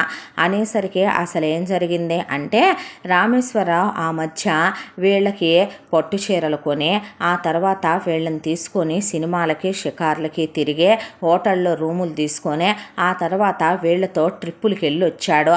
పిల్లల్ని తీసుకొని బట్టలు కొని ఎంజాయ్ చేసి వచ్చారనమాట 5 లక్షల రూపాయలతో. దాంతో అల్లుళ్ళు కొడుకులు నోరెళ్ళ పెట్టుకొని కూర్చుండిపోయారు మాట రాక. ఆ 5 లక్షల రూపాయలు ఇప్పుడు తడిసి మోపిడయ్యి అది కాస్త 10 లక్షల రూపాయలు అప్పు తేలిందే. మీ బతుకులకు ఇప్పుడు ఒకటే తక్కువని వెళ్ళొచ్చారంటే అంటే అడక్కడక్క కోడళ్ళు కూతుళ్ళు కోరుకున్న కోరికని పైకి కనపడరు కానీ చాలా శకలున్నాయి మీ దగ్గర అన్నారు అల్లుళ్ళు కొడుకులు. అనేసరికి అప్పులోళ్ళని మీ ఇష్టం మీకు నచ్చింది చేసుకోండి అనేసి కూర్చున్నారు వాళ్ళు. ఆ తర్వాత వింధ్య అదే ఊళ్ళో ఉన్న గ్రామదేవతకే ఇంట్లో నుంచే తను ఏ రోజైతే గనక కోడలిగా ఉన్నప్పుడే తను ఫస్ట్ టైము బుక్స్ చదువుకునే రోజున వెళ్ళి నా డిగ్రీ కంప్లీట్ అవ్వాలి, నా భర్త అనుకున్నట్టుగా నేను చదువుకోవాలి, ఆయన కలలు నిజం చేయాలి, నాకు ఉద్యోగం రావాలని అనుకున్న ప్రతి కోరిక ఆవిడ నెరవేర్చిందే. దాంతో ఆవిడకి తనకు ఉద్యోగం వచ్చిన తర్వాత పసుపు కుంకాలు పెట్టుకొని ఆవిడకి పట్టు చీర పెట్టుకుంటానని మొక్కుకుంది వింధ్య. అలాగే పొంగళ్ళు పెట్టుకుంటాననుకొని హర్షం తీసుకొని ఒక రోజున ఆ ఊరికి వచ్చిందే. ఆ లెవెల్లో ఉన్న అమ్మాయికే అకామిడేషన్ రెడీగా ఉంచారు ఆ ఊళ్ళో వాళ్ళు. అయితే వింధ్య వచ్చిందనే విషయం తెలుసుకున్న సుగుణ అప్పటికే ఈ ఇంట్లో బియ్యం మొత్తం అయిపోవటంతో పిల్లలు ఆకలి అని నకనకలాడిపోతున్నారు. గంజిపోయటానికి కూడా లేవు. పోనీ వెళ్ళి వాడిని సాయం అడిగితే వాడా మొహం మీద ఊసి పంపుతాడు నీ కొడుకు అన్నారు కూతుళ్ళు. కోడళ్ళు అవమానం కూడా పడి మాటలు పడొస్తావా అత్తయ్య, ఒకవేళ దాన్నే అడిగితే అదా ఒకప్పుడు మనం అలా అన్నాం ఇలా అన్నామని అవన్నీ కడుపులో పెట్టుకొని తిప్పి అడిగి నిన్ను జుట్టు పట్టుకొని బయటికి గెంటించి నీ ముఖాన్ని ఉమ్మేసి పంపుద్దే అన్నారు కూతుళ్ళు కోడళ్ళు. ఒకవేళ సాయం చేస్తే అంది సుగుణ. అంటే అన్నారు పిల్లలు ఆకలికి నకనకలాడిపోతున్నారే, ఇక మీ నాన్నను నమ్ముకుంటే అయ్యేలా లేదు, నేనే వెళ్తాను అని అంటే మళ్ళీ అభిమానం అడ్డొచ్చింది. పోనీ అల్లుళ్ళని పెద్ద కొడుకు రెండో కొడుకుని మీరు వెళ్ళొస్తారంటరా, ఏ మొహం పెట్టుకొని వెళ్ళవమ్మా, వాళ్ళని నానా మాటలు అని ఇంట్లో నుంచి బయటికి గెంటేసి ఊళ్ళో ఉన్న కొడుక్కి కోడలు లేకపోతే ఏ రోజైనా కనీసం ఒక అంత కూరన్నా వేసి పంపించావా నువ్వు, వాడి పుట్టినరోజు నాడు కనీసం వాడికి ఒక గిన్నె పాయసం పంపించావా నువ్వు, సచ్చారో బతికారో పట్టించుకున్నావా నువ్వు, ఆడజన్మెత్తి ఎన్ని మాటలు అన్నావమ్మా అమ్మాయి, నువ్వు ఏదో తప్పులు చేసినట్టు ఏ మొహం పెట్టుకొని వెళ్ళి సహాయాలు అడగమంటావు మమ్మల్ని, ఏమైంది నీ మొగుడు ఉంచితే ఉంచుతాడు పోతే పోతాం మేము వెళ్ళమన్నాక ఇహ తనే చినిగిపోయిన చీరనే బ్లౌజు కనపడకుండా బ్లౌజ్ అంతా చిరిగిపోతే చీర భుజాల చుట్టూ కప్పుకొని ఇక సుగుణే రాత్రిపూట ఎవరో చూడకుండా వింధ్య హర్ష వాళ్ళ ఇంటి దగ్గరికి వెళ్ళి తలుపు కొట్టింది. వింధ్యలో ఏ మార్పు లేదు. తలుపు తీసి రా అత్తయ్య అని చేతులు పట్టుకొని లోపలికి తీసుకొచ్చింది. బాగున్నారా, ఎలా ఉన్నారా అని. బతికే ఉన్నామమ్మా, ఇంకా పోలేదే, ఏంటి దారి తప్పొచ్చావు అన్నాడు హర్ష.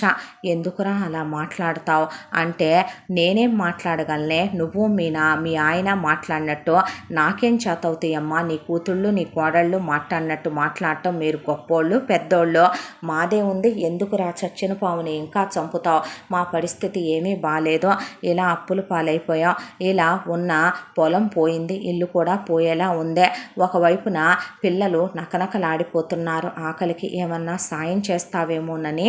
అదేంటమ్మా అన్ని మాటలు మాట్లాడి నా పెళ్ళాన్ని బయటికి గెంటి దాని చేత్తో సాయం తీసుకుంటే నీ మొగుడు అపవిత్రం అయిపోడు, నీ మొగుడు మలిన పడిపోడు, ఎందుకురా చచ్చిన పాముని చంపుతావు అంది సుగుణ. మీరు చచ్చిన పాములేనని ఎంత బాగా ఒప్పుకున్నావమ్మా అనేసరికి వింధ్య 50,000 రూపాయలు తీసుకొచ్చి సుగుణ చేతిలో పెట్టిందే. పాములకు పాలు ఎందుకురా పోస్తున్నావు, కాటేయించుకుందే చాలదనా అన్నాడు హర్ష.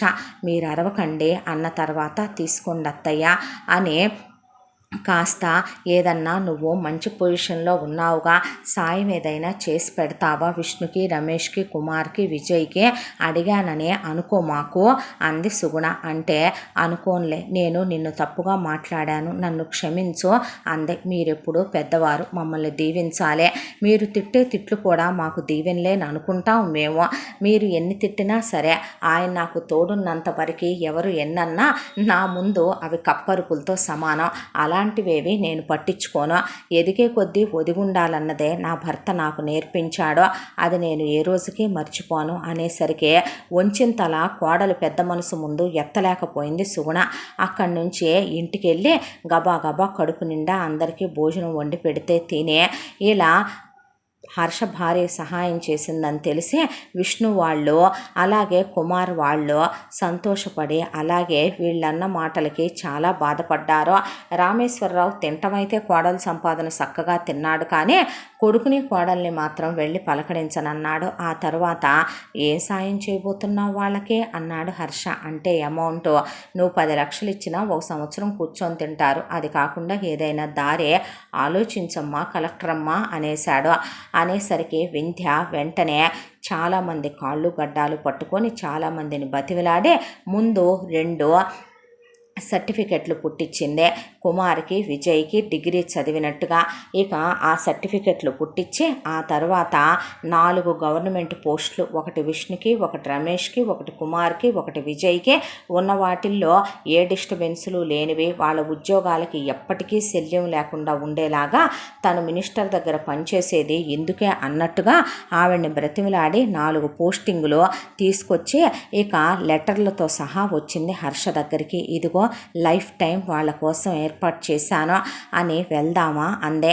అని ఇంటిళ్ళ పాదికి అత్తగారు చిరిగిపోయిన బట్టలు కట్టుకొని వచ్చిందని తెలిసి తాము వెళ్తే అవమానంతో ఫీల్ అవుతారేమోనని ముందు రోజునే డ్రైవర్కి ఇచ్చి ఇంటిళ్ళ పాదికి తలా ఒక 10 జతలు చొప్పున పిల్లలతో సహా బట్టలు కొని పంపించింది. అన్నీ తీసుకున్నారు, తినేవి స్వీట్స్ ఫ్రూట్స్ అవన్నీ పంపించింది, తీసుకున్నారు. ఆ తర్వాత వింధ్య హర్షం తీసుకొని వెళ్ళి లోపలికి రావచ్చా అంటే రామ్మ అంది సుగుణ. రమ్మను కోడల్ని అన్న తర్వాత రామేశ్వరరావు రామ్మాయ్ అన్నాడు. నువ్వు రావేంట్రా అక్కడే నుంచున్నావే అన్నారు అన్నలు బావలు. వద్దులే, ఒకసారి ఈ ఇంట్లో నుంచి బయటికి పోరా కుక్క అనిపించుకున్నాక మళ్ళీ ఏమనొస్తాను ఇంట్లోకి నేను అన్న తర్వాత మడి బడాయిపోకుండా రమ్మనండ్రా వాడిని ఎక్కువ చేయకుండా అన్నాడు రామేశ్వరరావు.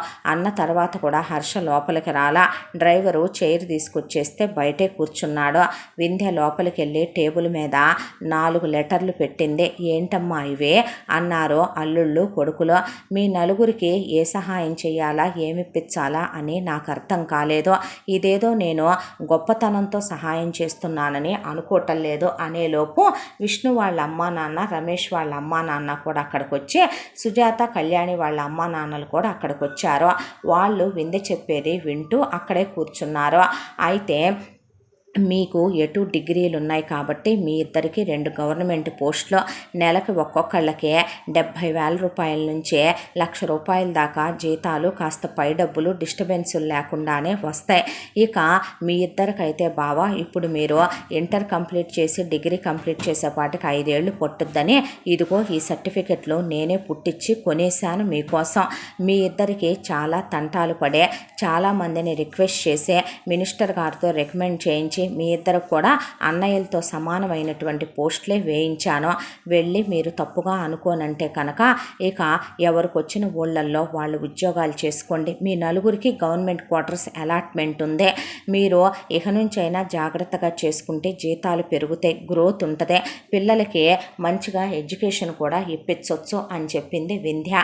ఆ మాటలకే అమ్మ అనుకొని ఇక లక్ష్మీ వాణిని ముందు వెనక్కు తోసేసి విష్ణువును రమేష్ వాళ్ళ అమ్మ నాన్న ఒరై మీరిక మనుషులైతే మారుతారో, ఇక నుంచైనా ఈ పనికి మాలిన వాటిని కాళ్ళు కీళ్ళు ఇరక్కొట్టి మొగుళ్ళు పెళ్ళాలను ఎలా ఉంచాలో వీటిని ముందు పెళ్ళాలు ఎలా ఉండాలో అలా ఉంచి లైన్లో పెట్టుకొని సంసారాలు దారిలో పెట్టుకోండిరా అన్న తర్వాత సుజాత కళ్యాణి వాళ్ళ అమ్మ నాన్నలు కూడా విజయ్నే కుమార్ని చేసుకోండయ్యా, చేసుకొని మీ బతుకులు మీరు బతకండి, ఈ పనికి మాలిన వాటిని మేము మీకు ఇచ్చి పెళ్లి చేసి తప్పే చేశామో ఒప్పే చేశామో పిల్లలు కూడా ఉన్నారు, వాళ్ళ బతుకులు నాశనం అయిపోకుండా జాగ్రత్తగా బాగుపడండి బాబు, ఇకనైనా సరే వీటిని నోరెత్తకుండా గొంతు మీద కాలేసి తొక్కేయండి అల్లుడు అని చెప్పారు వాళ్ళు. అయితే ఇక అంత దాంట్లో కూడా ఎవరడిగారు నిన్ని సహాయం అన్నారు నలుగురు.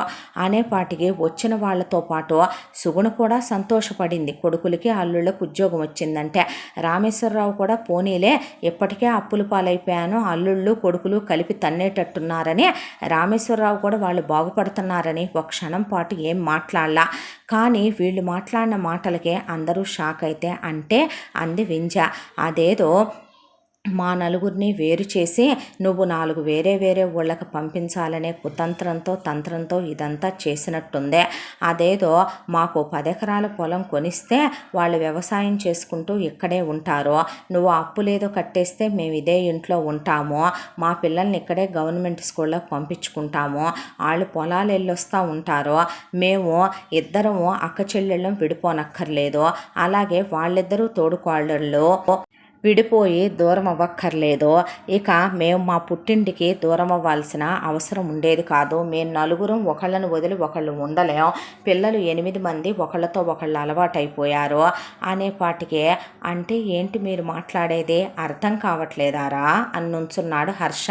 అని నుంచుంటే వింధ్య అర్థం కాలేదండి, ఇందులో అర్థం కాకపోవటానికి ఏముందే పిచ్చిదాన, వాళ్ళు ఈ ఊరు వదలరంట, వాళ్ళు నలుగురు స్నేహబంధాన్ని విడలేరంట కాబట్టి వాళ్ళ నలుగురు కలిసి ఉంటారంట, వాళ్ళ మొగుళ్ళు మట్టి పిసుక్కుంటారంట, వాళ్ళ నలుగురు పిల్లలు ఇక్కడే గవర్నమెంట్ స్కూళ్ళకే వెళ్తారంట, అర్థం కాలేదా అనేసరికి అప్పటిదాకా ఊరుకున్న విష్ణు రమేష్ కుమార్ విజయ్ కలిసి నలుగురు పెళ్ళాలని దంచి మామూలుగా కూడా కాదు ముళ్ళుగర్రలు తీసుకొని ఒక్కొక్కళ్ళకి జాయింట్లు సెట్ అయిపోయిన దాకా కొట్టి పెళ్ళాల్లాగా ఉండండి, ఇహ నుంచి పెళ్ళాల్లాగా ఉండండి అని కాళ్ళు పట్టుకొని దండాలు పెట్టిన దాకా కొట్టి 2 రోజుల్లో జాయిన్ అవ్వాలి అనేసరికి బయలుదేరిపోవటానికి రెడీ అయిపోయారు. ఇప్పుడు సుగుణ రామేశ్వరరావుని ఎవరు తీసుకెళ్ళాలి, విష్ణు రమేష్ మనం తీసుకెళ్దామా అని లక్ష్మీవాణి అంటే పళ్ళు రాలిపోతాయి అని మాకు అసలు ఇష్టం లేదు అన్నారు. ఇక కుమార్ విజయ్ని మనం తీసుకెళ్దామని కోడళ్ళంటే అస్సలు వద్దన్నారు పెద్ద కొడుకు రెండో కొడుకు. వీళ్ళని తీసుకెళ్ళిన దగ్గర నుంచి మళ్ళీ కూతుళ్ళని కోడళ్ళని చెడగొడతారు, బతుకులు బాగుపడేటప్పుడు ఇలాంటి వాళ్ళు అసలు ఉండకూడదని వాళ్ళు ఆడేషన్లు తీసుకున్నారు. దాంతో మరి మనం తీసుకెళ్దామా అంది వింధ్య. వద్దురా అని హర్ష ముందు నువ్వు చెయ్యాల్సింది చెప్తాను చెయ్యని ఆ ఇంటి మీద ఉన్నటువంటి అప్పు క్లియర్ చేయించాడు హర్ష. ఆ అప్పు క్లియర్ చేసేసిన తర్వాత ఆ ఇల్లు ఎటు ఇప్పుడు మీకే ఉంది కాబట్టి ఊళ్ళో వాళ్ళని ఇంకోసారి మా నాన్నకు అప్పులు ఇచ్చారంటే మాత్రం మర్యాదగా ఉండదని చెప్పాడు హర్ష. ఆ తర్వాత ఒక 10 ఎకరాల పొలం కొను, ఆ పొలం మన పేరు మీదే పెట్టు, ఇన్వెస్ట్మెంట్ కింద ఉంటుంది. నాన్న ఆ పొలం నువ్వు సాగు చేసుకో, నీకు వ్యవసాయం అంటే ఇష్టం కదా, నువ్వు వ్యవసాయాన్నే నమ్ముకున్నావు కదా, కాబట్టి నువ్వు వ్యవసాయం చేసుకుంటూ దాని మీద వచ్చే ఆదాయం అమ్మ నువ్వు సొంతిల్లే కాబట్టి తిన్నంత తినండి, 2 గేదెల్ని ఆవుల్ని పెట్టుకోండి, పాడి గడిచిపోద్దే, మిగతా డబ్బులు బ్యాంకులో వేసుకొని మీ రిటైర్మెంట్కి సెక్యూర్డ్ చేసుకోండి, ఓపికగానే ఉన్నారు కదా మీరు, ఎవరి దగ్గరికి వచ్చి ఉండాల్సిన అవసరం లేదని హర్ష ఆ ఏర్పాటు చేశాడు. ఆ తర్వాత వెళ్ళి ఎవరు కాపురాలు వాళ్ళు పెట్టుకున్నారు. ఇక మెల్లమెల్లగా విష్ణు వాళ్ళు కూడా ఇల్లు కారు కొనుక్కొని పిల్లల్ని స్కూల్లో వేసుకొని, ఆ తర్వాత రమేష్ కుమారు విజయ్ కూడా అదే ఆచరిస్తూ పిల్లల్ని చదివించుకుంటూ ఇల్లు వాకిళ్ళు కొనుక్కొని సేవింగ్స్ చేసుకుంటూ 4 రూపాయలు దాచుకున్నారు. వింధ్య ఈ ఇంతకాలంలో కూడా మినిస్టరు వాళ్ళ ఎలాగైతేనేమి ప్రాపర్టీలు బాగానే సంపాదించుకొని ఇల్లు వాకిళ్ళు కొనుక్కున్నారు. హర్షది పీజీ దాకా చదువైపోయి పెద్ద గవర్నమెంట్ పోస్ట్ వేయించుకుంది వింధ్య. దాంతోపాటు హర్ష ట్రావెల్స్ బిజినెస్ కూడా చాలా పెద్దది, ట్రాన్స్పోర్ట్ ఆఫీస్ చాలా పెద్దది పెట్టుకొని రెండింటినీ మేనేజ్ చేసుకుంటున్నాడు. వింధ్య 2 పిల్లల్ని కందే, మొదటి కాన్పులో బాబు, రెండో కాన్పులో బాబే పుడితే పిల్లలు పెద్ద అద్దాల స్కూల్కి వెళ్తుంటే హర్ష అలా చూస్తూ ఒకప్పుడు మనిద్దరం ఇలాగే చదువుకోవాలనుకున్నది మన కళ నెరవేరకుండా అయిపోయిందనేది మన బాధ. ఈ రోజున చూసావా చదివే మన ఎక్కడ దాకా తీసుకొచ్చే మన పిల్లల్ని అందులో కూర్చోబెట్టి చదివిస్తుంది అనేసరికి సంతోషపడి వింధ్య కళ్ళల్లో నీళ్లు తిరిగి, నీలాంటి భర్త ఉంటే ఏ ఆడదైనా ఏదైనా సాధించగలదు కాదురా, ఇది కోడలు కాపాడిన పరువు, లేదంటే నీ అత్తమామలో, నీ ఆడపడుచుల మొగుళ్ళు, నీ తోడు కోడళ్ళు, నీ బావలు వీధిని పడి పిల్లలతో సహా అడుక్కునేవాళ్ళు, నువ్వు దేవతవి అన్నాడు హర్ష. సుగుణ రామేశ్వరరావు కూడా సంవత్సరానికి ఒకసారి పిల్లల దగ్గరకు వచ్చి 2-3 రోజులుండి ఏదో పప్పలొండుకొచ్చి ఇచ్చి వెళ్ళిపోతున్నారు తప్ప వాళ్ళ కుటుంబాల్లో కలగ చేసుకోవటం లేదో. ఇలా మొత్తానికి అందరి కథ సుఖాంతమైందే. ఇంతటితో ఈ కథ సమాప్తం. మళ్ళీ మరొక మంచి కథతో కలుసుకుందాం. తప్పకుండా మన ఛానల్ని లైక్ చేయండి, షేర్ చేయండి, సబ్స్క్రైబ్ చేయండి, బెల్ ఐకాన్ క్లిక్ చేసి ఆల్ అనే బటన్ని ప్రెస్ చేయడం మర్చిపోకండి. ఈ కథను మనకు అందించిన కథ రచయిత్రి జి యామిని శ్రీనివాస్ గారు. Thank you.